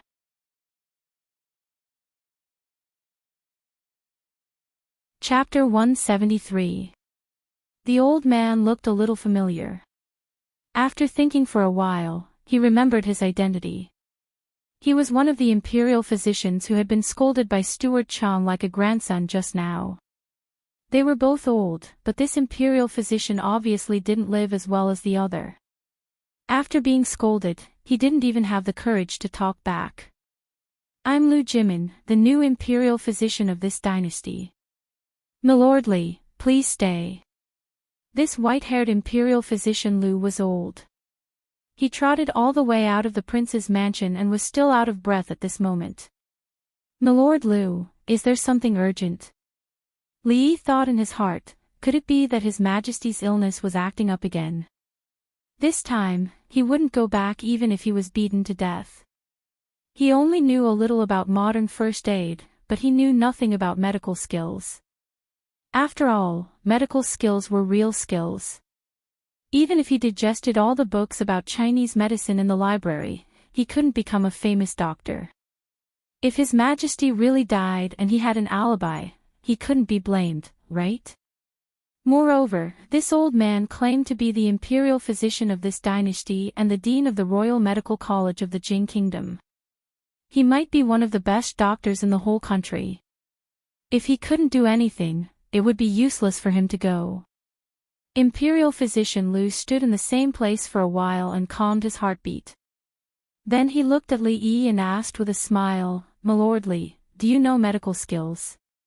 Compared with the ministers in the capital, the imperial physician's rank was not high, but it was much higher than a small county officer of the 8th rank, so there was no need to call him milord. But he just saw with his own eyes that His Majesty appreciated this young man very much. What's more, if he hadn't saved His Majesty in time, he probably wouldn't have the opportunity to stand here now. Instead, he would be discussing with another medical deputy about who would be the first to lose his head. His Majesty's health had always been their biggest concern. This time, His Majesty suddenly fainted, and there was a great possibility that he would never wake up again. Even if he was present at that time, he couldn't guarantee that he could definitely save His Majesty. To some extent, the young man in front of them had done a lot for them. Putting all these aside, as a doctor, he was also extremely curious about the method Li Yi had used to save His Majesty. If they could learn this method, they wouldn't be at a loss when similar situations occur in the future. If they could spread this method to the world, allowing all doctors and even ordinary people to grasp it, how many lives would be saved? It would be a great deed that would benefit the people for generations to come. Medical skills. Li Yi was stunned for a moment, then he looked at Imperial Physician Lu and said, "Sorry, I don't know anything about this." What he said was the truth. Any middle school student in the 21st century would know a little about CPR and artificial respiration. Could it be that all of them knew medical skills? Imperial Physician Lu just casually asked. If he didn't know medicine, how could he treat His Majesty just now? In her heart, she had long regarded him as a person with extraordinary skills. As long as he waited for Li Yi's affirmative answer, he could continue to delve into this topic. At this moment, his mouth was opened halfway, but the words he wanted to say were blocked. After a moment of stunned, Imperial Physician Lu showed a dry smile on his face and said, "Milord Li is too modest. To be honest, I want to ask Milord Li for advice about the treatment just now." Speaking of this, Imperial Physician Lu glanced at Wan Ruoqing who was beside Li Yi, but he didn't say the following words. His Majesty went out incognito this time, and even the civil and military officials in the court didn't know about it. Of course, he couldn't mention it in front of outsiders. Wan Ruoqing understood his meaning. She looked at Li Yi and said with a smile, "Milord Li still has something important to do, so Ruoqing will leave first." "What, Milord Li? We are all friends. You don't have to be so polite." Li Yi waved his hand, looked at Imperial Physician Lu and said, "Milord Lu, it's late, and I have to send my friend back. Why don't we talk while walking? It's really inappropriate for this girl to walk alone in the middle of the night. I will accompany Milord Li for a walk." Imperial Physician Lu glanced at Wan Ruoqing and moved his eyebrows. Wan Ruoqing understood and silently walked behind them, keeping a distance from them. This old man thinks too much. It's good to have Miss Wan accompanying him. Who wants an old man to accompany her? When Li Yi was thinking about this in his heart, Imperial Physician Lu had already whispered, "I don't know if Milord Li can teach me the method of treating His Majesty just now. Milord Li knows that His Majesty's body is not well. If something like today happens again in the future, we can save His Majesty in time. For the symptoms of fainting, even the Imperial Physician Bureau didn't have any effective method at present. Today, seeing such a strange technique, Imperial Physician Liu would not let go of it for public or private reasons. It turns out that Milord Liu wants to learn this cardiopulmonary resuscitation. Only now did Li Yi understand that this was the purpose of this old man chasing him. It was not a big deal. There was no concept of patent in this world, and this was not like the formula of Ruidu that could make money. Teaching it to Imperial Physician Liu was also a thing to benefit society. CPR. Although Imperial Physician Liu had never heard of this name, he could still understand the words heart, lungs, and recovery. When he thought about how he could restore His Majesty's pulse in a short time, didn't it mean recovery?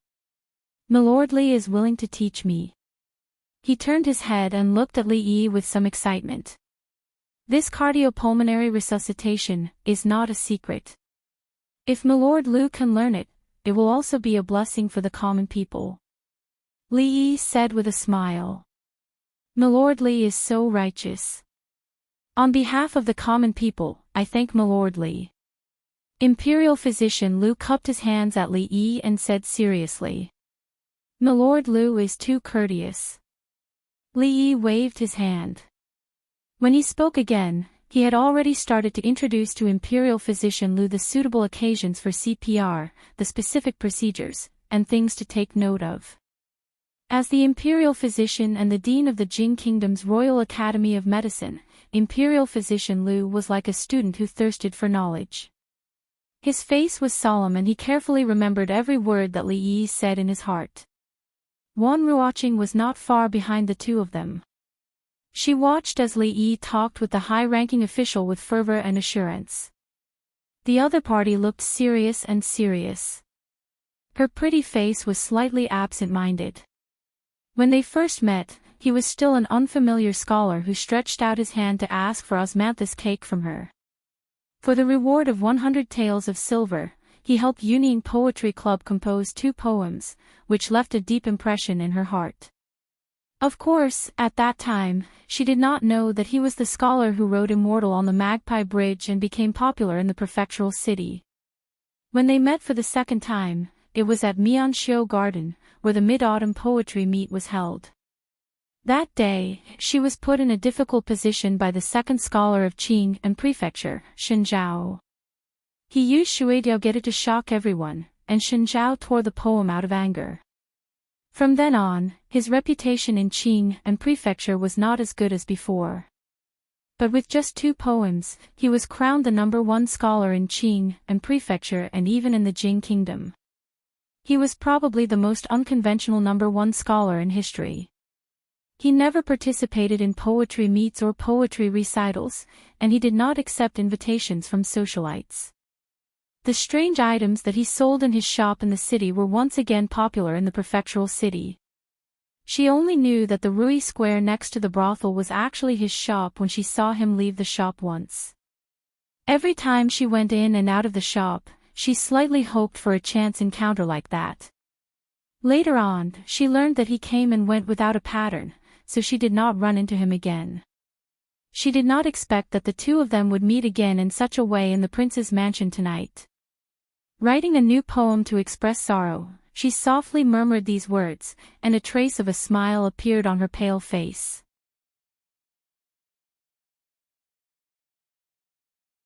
Chapter 174. In this way, this CPR can save lives in times of crisis and has the power to reverse the situation. If this skill can be popularized, it can not only reduce many unnecessary casualties in the army, but also be used in the common people. It's really a wonderful skill that will benefit the common people and the future generations. Your Excellency Li should take the first credit. Li Yi told all the details about CPR to Dr. Liu. He didn't need to explain the principle. As the imperial physician and the head of the imperial physicians in the palace, it was like showing off one slight skill in front of an expert if he talked too much in front of him. It was very important. After listening to Li Yi, Dr. Lu asked some questions about the details along the way. When he finally understood it completely, Li Yi had almost reached the door. I've been a doctor for dozens of years, but I've never heard of this CPR. I wonder which famous doctor is your master? Dr. Lu certainly didn't think that this unique secret skill was created by the young county magistrate Li in front of him. Although he was the imperial physician, he didn't think that his medical skills were the best in the world. In this world, there were still some famous doctors who devoted themselves to medical skills and didn't care about official career. In Dr. Lu's view, this CPR must be created by one of them. And this county magistrate Li was very likely to be their disciple or successor. To be honest, I don't know the name of the person who taught me this skill. Li Yi said with a little regret. What do you mean? Dr. Lu looked at him in doubt. It was a winter a few years ago. Li Yi's expression was solemn as he started to spout nonsense with a straight face. It was a cold winter that year. The north wind was biting cold and the snow blocked the mountain. One morning, I opened the door and saw a white-haired old man lying in front of the door. When Imperial Physician Lu heard this, his expression became serious. According to the plot of the novel, this old man should be the famous doctor of the present age. It's snowing so heavily outside. If I left him alone, I'm afraid that the old man would freeze to death in front of the door. So, I helped him into the house and made him some ginger soup to warm him up. Then, I asked him to stay at home for a few days. When the snow melted, the old man bade farewell and left. Before he left, he taught me the CPR technique, and I haven't heard from him since then. Li Yi sighed. His gaze was unfocused, and a nostalgic expression appeared on his face. It seems that the old man must be one of the most extraordinary people in the world. Imperial Physician Lu's eyes lit up and then he sighed with some regret. Not being able to get to know such a person would be one of the greatest regrets in his life. Then, he looked at Li Yi and a light flashed in his eyes. He said, just now when I talked with Lord Li, I found that Lord Li has a lot of unique views on medicine. It's really a waste of your talent to be a small county lieutenant here. Why don't I recommend Lord Li to the Imperial Physician Bureau and let Lord Li join the Imperial Physician Bureau? What do you think? Since this magistrate Li had interacted with a famous doctor for a few days, who knew what else he had learned other than CPR? After all, those people were moving treasures. Even the Imperial Physicians Bureau valued the medical experience they had accumulated over their lifetime. Li Yi sighed in his heart. From the officials to the emperor in the Jing kingdom, they were all the same. They wanted someone to be an official just because they didn't agree with him. He hadn't even taken office as a county lieutenant, but the Imperial Physician Bureau had offered him an olive branch. What was so good about the Jing kingdom? He didn't have a wife, a maid, or a sister-in-law. It was better to be a small county lieutenant here. Li Yi made a comparison and found that being a county lieutenant in Anxi County was not so bad. He turned his head to look at Imperial Physician Lu with a smile and said, Lord Lu, you're off topic. Imperial Physician Lu expressed his regret that Lord Li refused his proposal, but he could only regret it. If Lord Li didn't want to go to the Imperial Physician Bureau, he couldn't force him. When Imperial Physician Lu sighed, Li Yi raised his head. The signboard of Rui Workshop was already close at hand. Unknowingly, they had arrived at the door. Before he could say a few words to Miss Ruoqing, Li Yi saw that she was still far behind them. He felt a little sorry in his heart and walked over to her and said, Where does Miss Ruoqing live? Just in Rui. Wan Ruoqing smiled and raised her head to point at the brothel next to Rui Workshop. As soon as she raised her arm, she suddenly felt dizzy, and then she was swept by a deep tiredness. The last consciousness she had was probably that familiar voice anxiously calling, Miss Ruoqing, Miss Ruoqing. After that, she completely lost consciousness. Lord Lu, what's wrong with Miss Ruoqing? In a room in the backyard of Rui workshop, Li watched Imperial Physician Lu withdraw his hand from Ruoqing's wrist and asked, "It's okay." Imperial Physician Lu smiled and said, "Lord Li, don't worry. This girl is just too tired and physically weak. In addition, her monthly period is coming and she occasionally has a cold. I'll prescribe some medicine. If she takes it as a hint, she will recover in 2 days." Imperial Physician Lu went to write the prescription. Fong stood by the bed and looked at the beautiful girl lying on the bed of the son-in-law. He didn't understand it for a while. Didn't the son-in-law say that he was going to attend a banquet when he left? Where did he bring a girl back? Was the banquet held in the Jade Courtyard? Or the son-in-law said that he was going to attend the banquet was actually a cover, and his real purpose was to go there to have fun. But if he wanted to have fun, everyone was a man, so Fong could understand. But there was no need to bring a girl to his home. "Son-in-law, it's so late at night and the pharmacy is closed. There is no place to buy medicine." Fong no longer thought about where Li picked up the beautiful girl at night and said while holding the prescription, "It doesn't matter. You take me to the pharmacy, and there will be a way to buy medicine." Imperial Physician Lu heard the words and said with a smile, "Tonight, County Magistrate Li did him a lot of kindness. Helping him do some small things was also a repayment. The identity of the Dean of the Royal Medical College was very useful at some times." Imperial Physician Lu and Fong didn't go out for a long time and came back with a few medicines. Behind them was an old doctor of the pharmacy, who stood respectfully behind Imperial Physician Lu. The old doctor stared at the back of Imperial Physician Lu with a look of worship. He didn't know that his idol had just been scolded like a grandson for a long time. Ruoqing would wake up after a short rest. After Imperial Physician Lu and Li exchanged a few words, he left. Fong went outside to boil the medicine. The clay pot was also taken from the pharmacy. Li sat in front of the bed and saw Ruoqing on the bed frowning slightly. Her face was pale.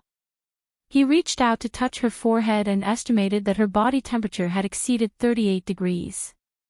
Her body temperature was not low. He found the liquor that Fong had hidden in the pharmacy.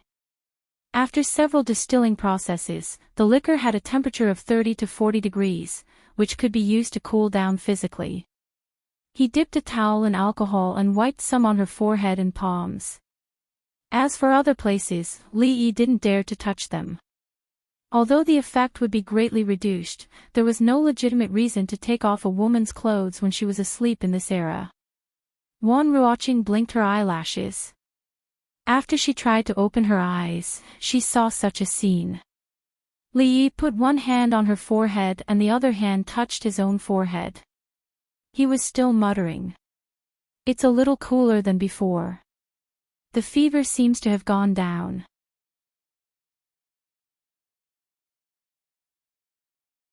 Chapter 175.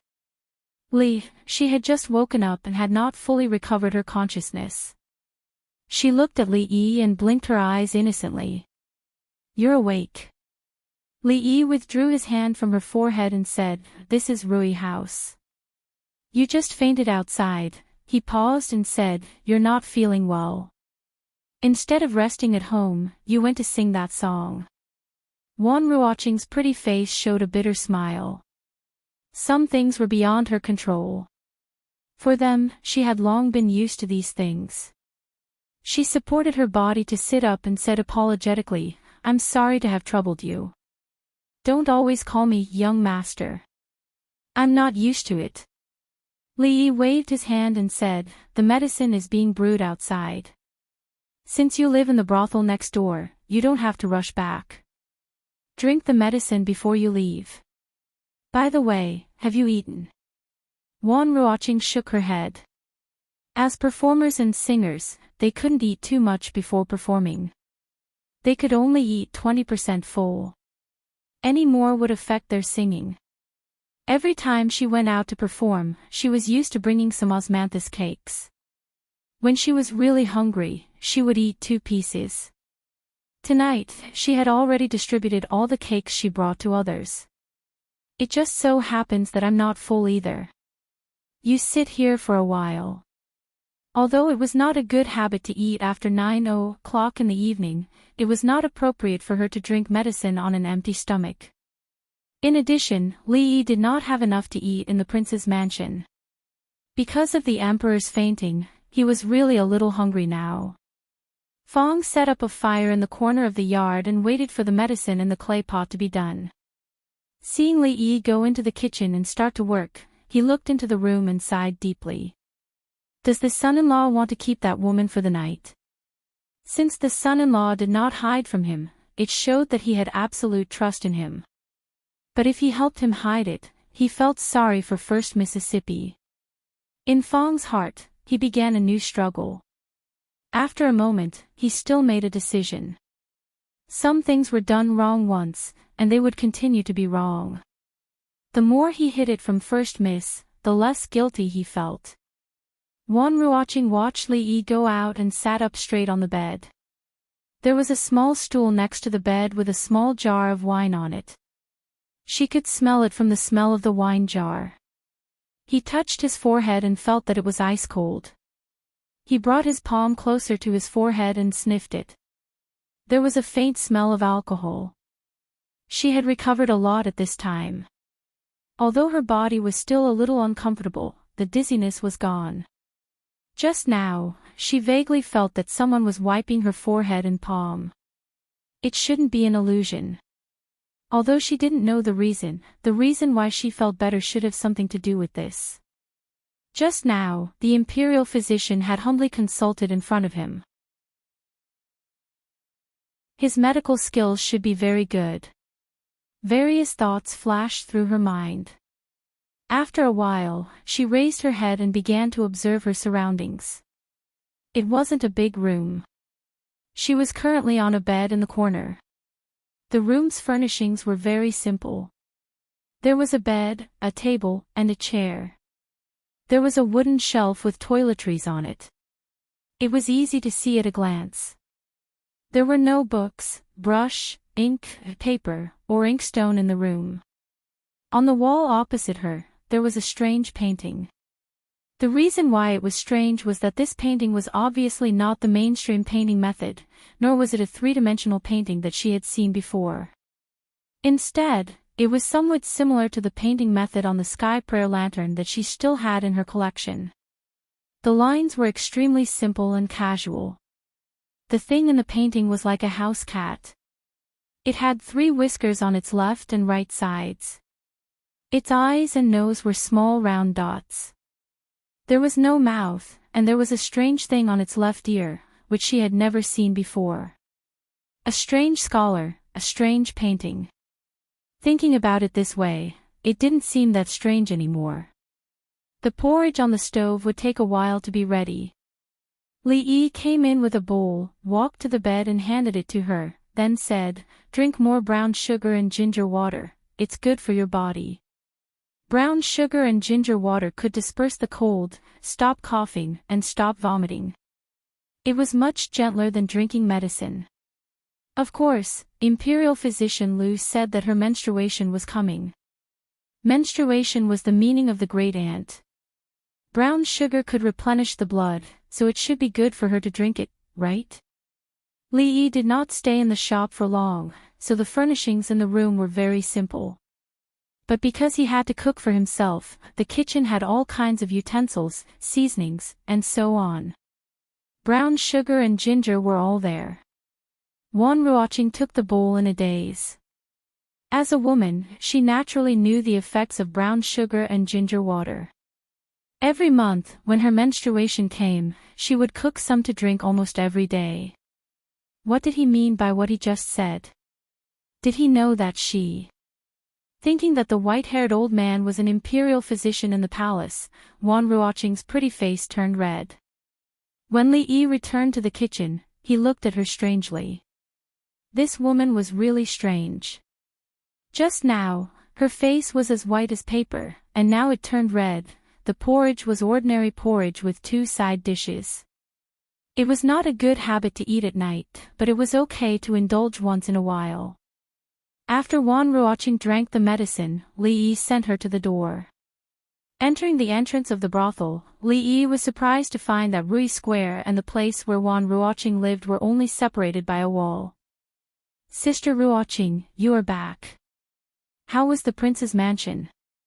Did you have fun?" It was a young girl who opened the door. When she saw Wan Ruoqing, her pretty face lit up. She chattered a few words, only to find that there was a stranger standing beside her. She suddenly froze there. "Remember to drink the medicine on time." Li Yi exhorted her, waved his hand, and turned back. Hearing the girl ask several times, such as, "Sister Ruoqing, who is he?" the sound of the door closing came from behind. In Rui Square, the expression on Fang's face was obviously much more relaxed. The son-in-law did not keep the girl for the night, so there was no need to consider the problem of loyalty. It was the best ending for both the son-in-law and eldest Mississippi. In Prince Ning's mansion, Cui Yanqing gulped down another mouthful of wine. His head was already dizzy. Brother Cui, bottoms up. Opposite him, Jiang Zi and raised his wine cup. Tonight, the two could be regarded as brothers in hardship. One was hurt, and the other was humiliated. Unexpectedly, they had a feeling of sympathy for each other. "She is just a minor 8th-rank county officer, and she dares to humiliate me like this. That actress is also blind. When the appointment of the imperial court comes, Brother Xian will at least be a 7th-rank official, but she actually ignores Brother Xian." Cui Yanqing's tone was still indignant. After saying that, he did not forget to stab Jiang Zi and in the back. A trace of gloominess appeared in Jiang Zi's eyes. He raised his head and drank up the wine in his cup, but did not speak. "That seems to be County Magistrate Liu." Cui Yanqing put down his wine cup, glanced around, and saw a person not far away. After a moment of surprise, he walked over there.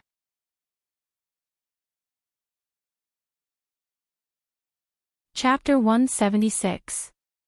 Cui Yanqing and Jiang Zian were both from Qing and Prefecture, but they weren't students of Anxi County, so they didn't have much contact with County Magistrate Liu before.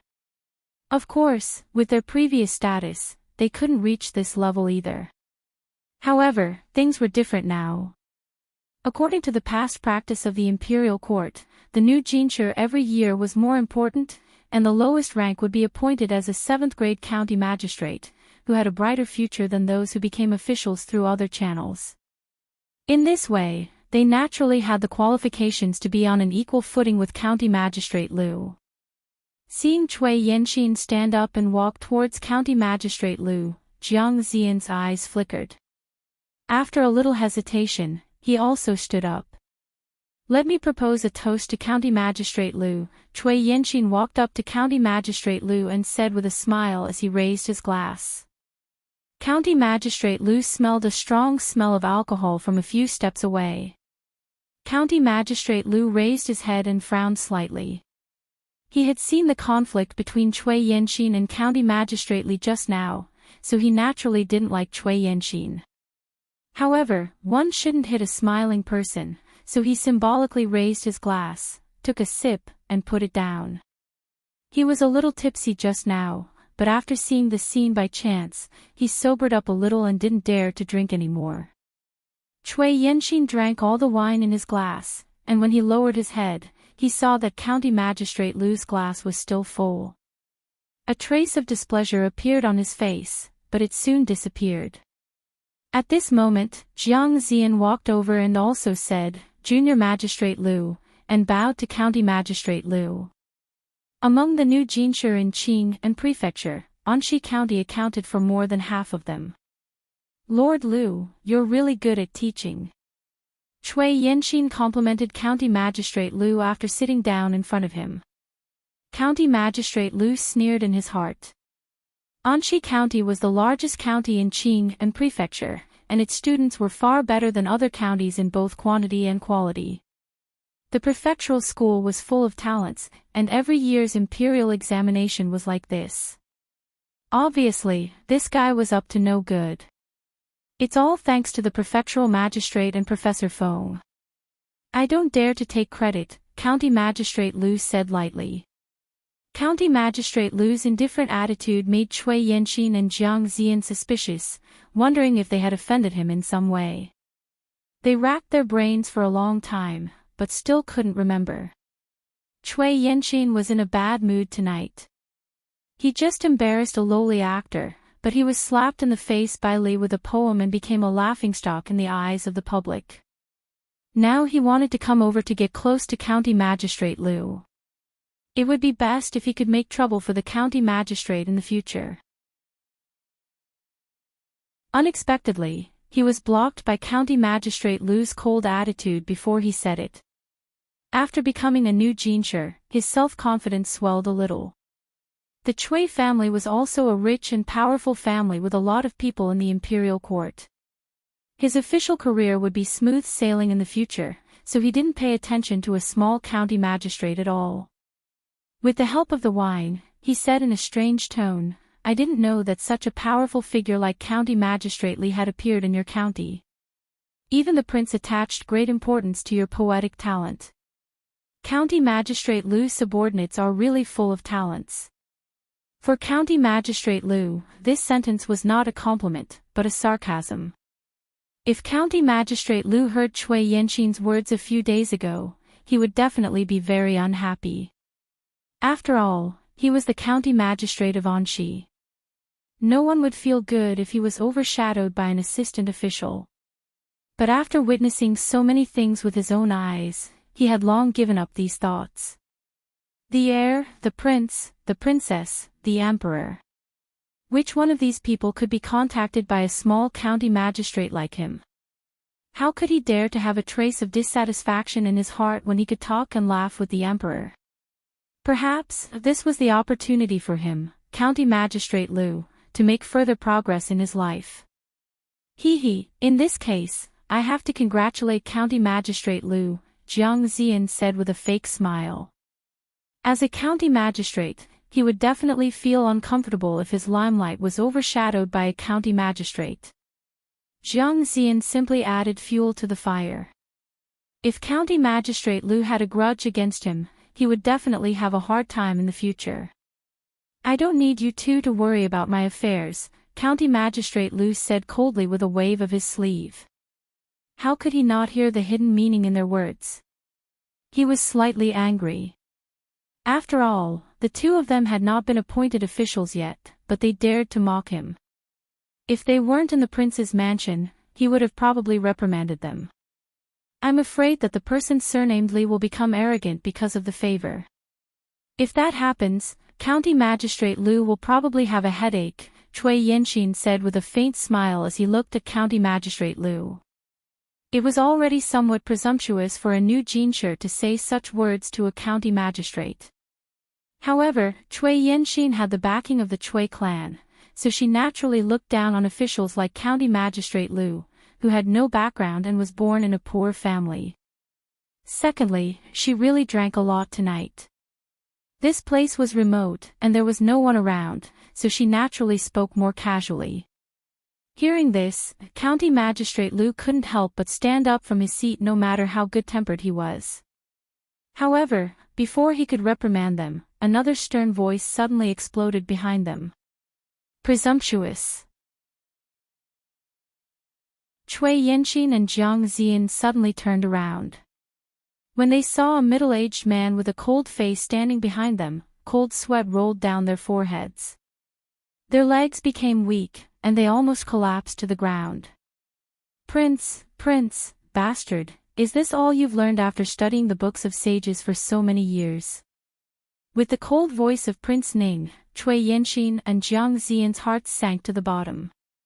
Is that Prince? In the distance, the officials who were talking also noticed the abnormality here. After looking at each other, they stood up and gathered here. The second night watch had passed, and it was late at night. The banquet in the prince's mansion was finally over. The guests from Qing and prefecture all stood up and said goodbye. Carriages drove away from the gate of the prince's mansion. The curfew in the city was nothing to him. The patrolling soldiers had already received orders and wouldn't stop them. The prince's mansion would naturally arrange a place for the guests who came from further places to rest. When Cui Yanxin and Jiang Zian walked out of the prince's mansion, they were still a little muddle-headed. Their minds were blank, and the only thought left in their minds was how to save their official careers that had turned from bright to gloomy. There were also other officials who walked out of the gate and looked at their backs, shaking their heads and sighing. The two had just talked nonsense in the prince's mansion and happened to be heard by Prince Ning. Then, they were reprimanded mercilessly. For the new jinshi, the imperial court would first look at the evaluation of the local officials before officially appointing them. This was related to the official careers of the scholars in the prince's mansion. According to the usual practice, most people would praise them. But this time, Cui Yanxin and Jiang Zian might have a stain on them that couldn't be erased. As the people that Ning Wang had heavily mentioned, if the two of them wanted to get a good job, it was almost a pipe dream. Of course, everyone remembered the county lieutenant Li, who was the source of all this, although he only showed up for a short time.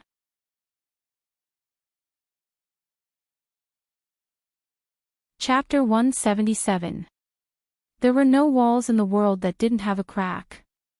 The events that happened at Ning Wang Fu's banquet last night spread throughout the scholars the next day. Of course, a large part of the reason why the news spread so quickly was because of the phrase, to write a new poem forcefully expressing sorrow, which made countless scholars feel like they were being shot in the knees. After some scholars heard this poem, they looked at the work they were proud of before. The words revealed all kinds of sorrow. Their faces turned red, and they hid it well, not easily showing it to others again. Living in the prosperous Jiangnan area, the world was stable, the years were peaceful, and when they had nothing to do, they would recite poems and write some lyrics.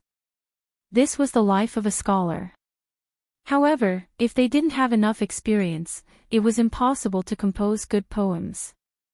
They read all day, held poetry meetings, and when they were in the mood, they would go to the brothels to experience the suffering of the common people. How could there be so much hatred between the country and the family? But in order to write a poem, they could only forcefully express sorrow. Moaning without illness, expressing sorrow without worry, this imperceptibly increased the pompous style of poetry in the literary circles of Jiangnan. However, even though everyone was well aware of this, they wouldn't point it out. After all, in order to write a poem, they couldn't personally go to the border to experience the situation at the border, and experience the pain of the destruction of their country. And this phrase, to write a new poem forcefully expressing sorrow, was like a fierce slap to their faces, reminding them to face reality. It was likely that in the future, when someone wrote this kind of poem again, they would have to weigh in their heart whether or not it was forcefully expressing sorrow. As the poem became more and more popular, it swept through the brothels and was heard by more and more people. As time went by, the pompous style of the entire poetry world actually decreased. Of course, this was a story for the future. At this time, the culprit that caused this matter was in his own courtyard, enjoying the warm wind, lying on a rocking chair leisurely. Li Yi was very idle. He hadn't gone to the shop to take a look for a few days. Ruidu and spirits brought in a large amount of profit every day, most of which came from the share of the prince's mansion. Rui Workshop's business was better than before, but its share in the total income was decreasing. If he was alone, he would probably close the shop and wait for the money to come in. However, Rui Workshop was related to the livelihood of many people in the stockade. They were willing to do it, and Li Yi was happy to be a hands-off shopkeeper. He had been waiting for Jin Shan for the past few days. Counting the days, the emperor should have returned to the palace a long time ago. The reward he mentioned that night should still be valid, right? 100 mu of fertile land and 100 bolts of silk. Of course, the most important thing was the 10,000 taels of gold. How long would it take to spend it all? Li Yi's desire to earn money diminished as he thought about all the money that was flying toward him. Lying on the rocking chair, some parts of his body were still faintly aching. This was because he had been training excessively for the past 2 days. He couldn't afford to offend his fiery sister-in-law. He had only accidentally seen her washing her belly band in the courtyard 2 days ago. Did she have to take revenge on him like this? If he hadn't asked Rui to massage him a few times with her unique method, he would probably still be trembling when he walked. A burst of noise suddenly came from outside the door. The courtyard door wasn't closed. 2 pale, beardless men with cold and arrogant expressions pushed the door open and entered. Li Yi looked up and saw 2 familiar eunuchs. He couldn't help but feel happy. The people who delivered money had come. The 2 of you must have had a hard time coming from afar. Would you like to come in and have a cup of tea first? This time, Li Yi's attitude toward the 2 was completely different from before. He was extremely enthusiastic. After all, this time they were here to deliver money. He couldn't go against anyone but gold. Li Yi's attitude also stunned the 2 eunuchs who delivered the imperial edict. They felt quite flattered. It had only been a few days, but the 2 eunuchs were not used to such a big change in attitude. But at least they got a smile this time. The 2's cold expressions softened a little, and their tone was much gentler than before. They said, "His Majesty has an imperial edict. County Lieutenant Li, accept it." Xiao Huan was taken down the mountain by her sister Rui to go shopping. There was only Li Yi at home. When the 2 eunuchs entered the village just now, they must have made a lot of noise again. Looking out of the door, many people looked inside curiously. What was wrong with the son-in-law of Rui's family? It had only been a few days. Why did an imperial edict come again? For generations, they probably hadn't seen an imperial edict even once. Now, they saw it twice in a few days. Although the imperial edict wasn't for them, they had something to brag about when they went out in the future. I've knelt in front of an imperial edict. That thing is rare. Have you seen it before? Therefore, before Li Yi knelt, a lot of people knelt outside the door first. Anxi County Lieutenant Li Yi created the method of cardiopulmonary resuscitation. The eunuch began to read the imperial edict expressionlessly. The imperial edict didn't mention anything about Li Yi's meritorious service in rescuing the emperor. After all, the emperor had snuck out this time, so he couldn't be too ostentatious. He used the reason that Li Yi had contributed the method of cardiopulmonary resuscitation. He said a lot of praises, but didn't get to the main point. With 100 generations of meritorious service, you will be rewarded with 100 bolts of silk, 100 acres of fertile land, and 10,000 gold. When the eunuch finished reading, Li Yi already couldn't wait to take the imperial edict. He said, "Thank you for your grace, your majesty." After going through a set of formal procedures, it was naturally the part that Li Yi was most looking forward to next. The bailiffs that came along moved the silk into the courtyard in piles. Li Yi had seen the land deed with his own eyes. However, when all the bailiffs returned to their original positions and stopped moving things into the house, Li Yi still hadn't seen the 10,000 gold that he had been looking forward to for a long time. Where's the 10,000 gold? Li Yi looked at one of the eunuchs and asked. Did they forget about it? The eunuch pointed at a rather luxurious box in the middle of the silk and said, "It's over there." When Li Yi looked at the box, he couldn't help but have a thought. Are you king kidding me? How does this broken little box look like it can contain 10,000 gold taels? He ran over to open the box and saw the copper coins lying inside. This is the 10,000 gold? Li Yi asked uncertainly. This is the 10,000 gold. Not a penny less, the eunuch said with a nod. Li Yi was stunned for a while. When he raised his head again, he looked at the eunuch in a somewhat unfriendly way. You two are a bit too unkind. These copper coins are worth at most 1 tael of gold. Where did you hide my gold? Let me tell you, I'm very familiar with your supervisor Chang. Li Yi was very angry. Even if they secretly kept dozens or hundreds of taels of gold for the 10,000 gold taels, he wouldn't care about it. After all, they came all the way here, and he should pay them for their hard work. But these 10,000 gold taels were only left with a pile of copper coins when they were sent here. This was too black-hearted. Fong didn't care about such a little money now, did he? Hearing this, the 2 eunuchs faintly twitched the corners of their mouths. Did this county magistrate think that the 10,000 gold meant 10,000 gold taels? If so, they were afraid that the national treasury would be emptied after a few more rewards from His Majesty.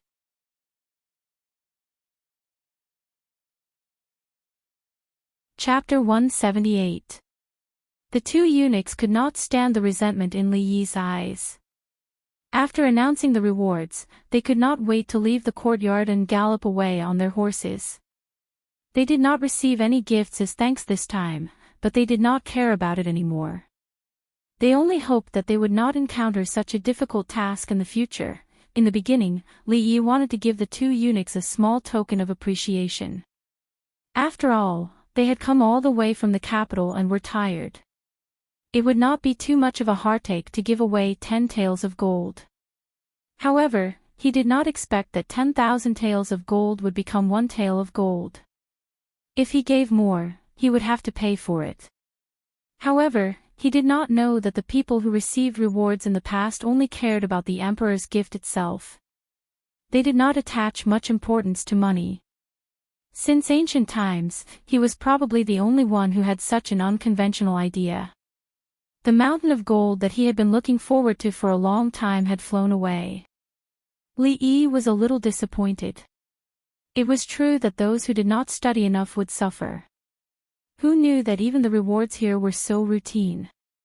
10,000 taels of gold was equivalent to 10,000 copper coins. It was extremely fake and empty.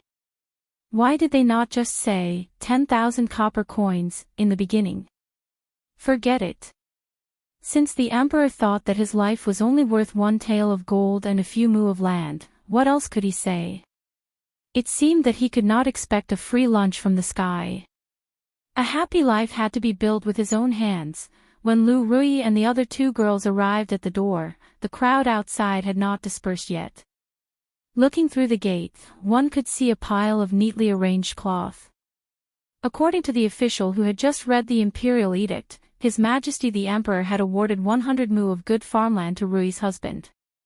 It should be known that good farmland was not like the land in the stockade village. Every year, it produced more grain. If the stockade village had so much good farmland, it would not have ended up in such a situation. Rui is back. Seeing Lu's sister Rui walking over, the crowd hurriedly made way for them. They looked at them with envy. The 2 lonely and helpless children in the past had now risen to the top, and no one could casually bully them. Rui is back. Go back quickly. Another official from the capital came to your house just now. They gave you a lot of good things this time. Everyone was talking at once, and their expressions were one of envy and awe. It was said that the emperor's grace was vast, but why did it always fall on the head of young Master Rui? It had only been a few days, but His Majesty had rewarded him with an official position and a piece of land. Rui's husband had obtained the emperor's favor. In the future, he would be a high-ranking official, and they might be able to benefit from it. Recalling how they had made things difficult for Sister Rui in the past, some of them were filled with regret. Back then, I was really blind. At first, when Lu Rui saw so many people at the door, she thought that something big had happened at home. She was a little anxious, but after hearing what they said, she was relieved. She said a few polite words to the crowd and hurried into the yard. Holding the things she bought at the foot of the mountain, Xiaohuan also hurriedly ran to the courtyard. She was careless and tripped over the threshold. Fortunately, Lu Rui caught her in time. Standing in the yard, Li Yi looked at the pile of copper coins. The more he looked at it, the angrier he became. If he kept it, he would always think of this infuriating thing. If he threw it away, he couldn't bear to. Husband, this is. When Lu Rui walked into the yard, the first thing she saw was the silk cloth. She walked to Li Yi's side, and her pretty face was full of confusion. She knew that Li Yi was rewarded with the title of county lieutenant, and it seemed that it was because of an article he wrote. But why was it this time? She originally thought that maybe she could live a peaceful life, but since a decision a few months ago, her whole life had changed dramatically, and she couldn't adapt to it. I accidentally did something that benefited the people again. These are all rewards from His Majesty. Li Yi sighed and said. How can you say that you have benefited the people? Lu Rui smiled. She was already used to Li Yi's words. She asked doubtfully, since it is a reward, why do you frown? That's too little. Li Yi's voice was heard. Lu Rui's pretty face froze. There was actually someone who thought that the reward from His Majesty was too little. If the current emperor knew what he was thinking, would he take back the reward he had been given? However, thinking of the last time when he was appointed as an official, it was not so strange for him to have such thoughts. Xiao Huan looked at the fine silk cloth in the courtyard and mumbled. If she knew there was so much cloth at home, she wouldn't have bought it in the city. After painstakingly carrying it up, she found that there was already a pile of fine silk cloth in the courtyard. There were so many bolts of cloth, enough to make a few hundred sets of clothes for the 3 women at home. Li Yi didn't intend to put the things bestowed by the emperor at home, and he didn't have free space, so he asked Xiao Huan to send 1 bolt to each of his sisters. There were still a lot left, and he planned to sell them at the foot of the mountain when he had the chance. The silk cloth bestowed by the emperor should be sold at a higher price, right?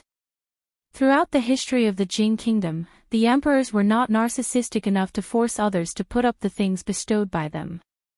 It was not uncommon to give the emperor's rewards to others or sell them for money. Although the emperor would feel uncomfortable if he knew, it was not a crime. There was only half a month left before he took office. In recent days, Lu Rui's training of him was obviously stricter. In addition to some basic skills, Li Yi would spend about 2 hours every day to learn a set of saber skills. The position of county lieutenant was still a little dangerous. It was better to improve his combat effectiveness. In case of an accident, he still needed some ability to protect himself. Fortunately, although the growth of true qi was slow, the speed at which he learned the moves was still very scary.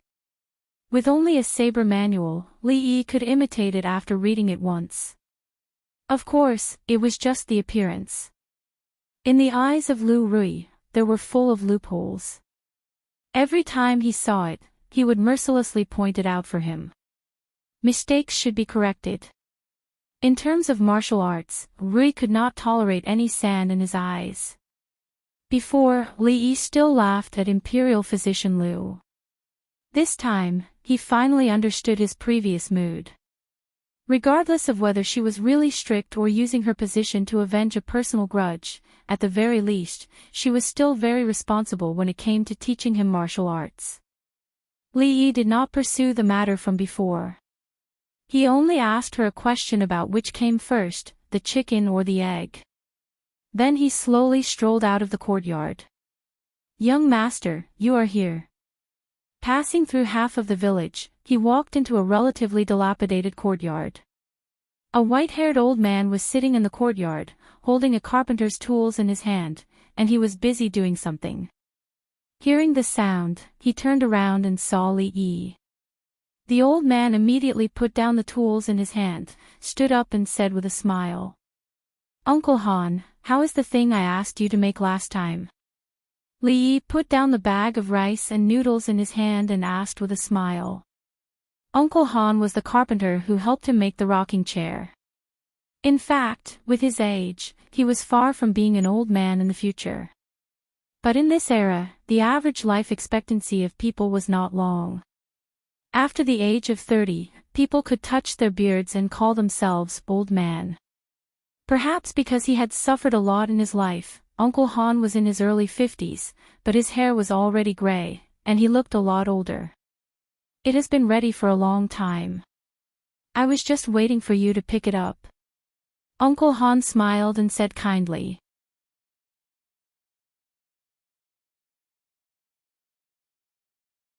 Chapter 179. With Uncle Han's decades of carpentry skills, there were only a few details that needed to be improved on. Li Yi put down the rice and noodles, pointed out the few improvements, and walked out of the courtyard not long after.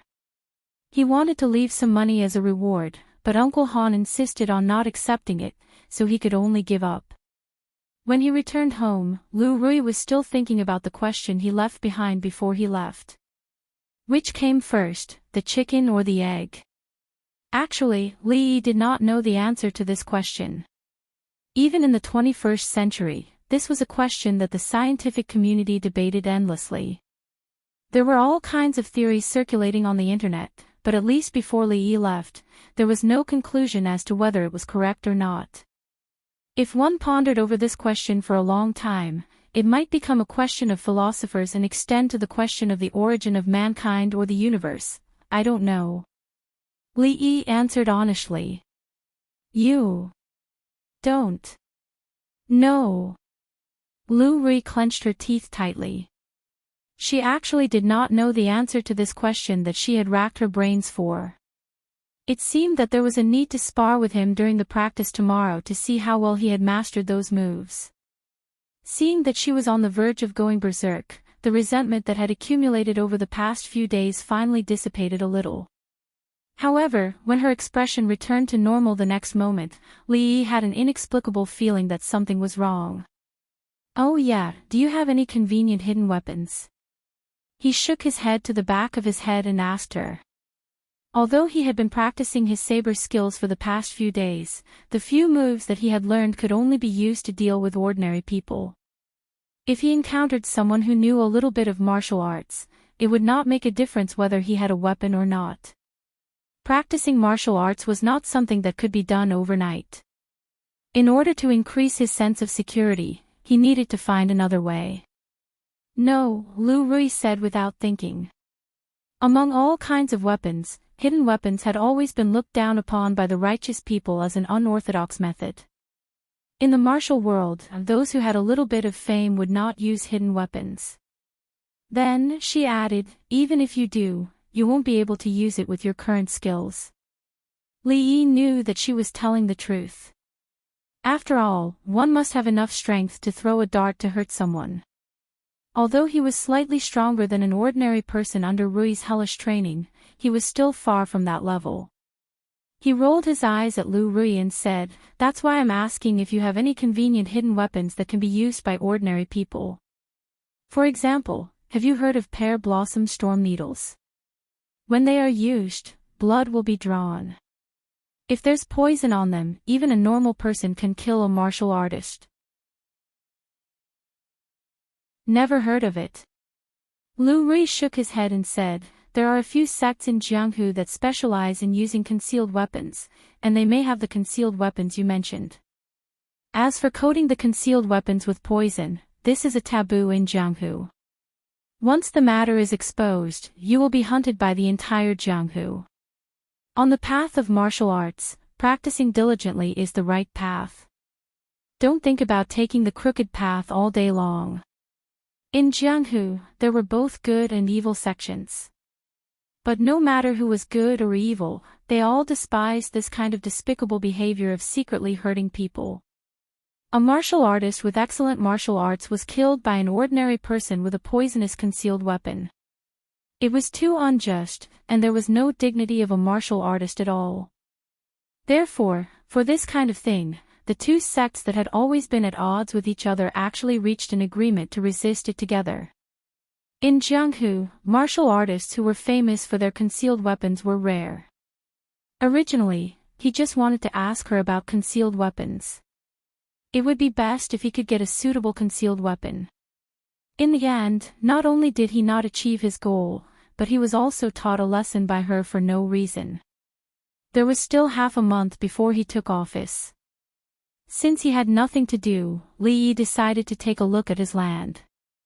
10,000 gold was 10,000 copper coins, but there was no such trick on the land. He said it was 100 acres of fertile land, and it was really 100 acres. He didn't know if the low-ranking official who divided the land did it on purpose, but the land that was divided for Li Yi happened to be in the Li family village. But thinking about it, a low-ranking official shouldn't have this power, and the person who finally agreed on this matter should be County Magistrate Liu. As a matter of fact, since the day Li Yi escaped from the village, he hadn't been here again. Led by a low-ranking official, when he walked to the Li family village, a group of people stood neatly at the entrance of the village. As early as a few days ago, the Yamen had sent someone to inform them that His Majesty had given the land here to the county magistrate, which meant that in the future, they would no longer pay rent to the government, but would give it to the county magistrate. In the distance, they saw a person in the uniform of a bailiff leading a few people over. A white-haired old man was about to go forward, but when he saw the young man walking in the middle, a trace of joy appeared on his old face. He quickly walked up, grabbed Li Yi's arm, and said, "Hey, boy, you're finally back. Where have you been these months?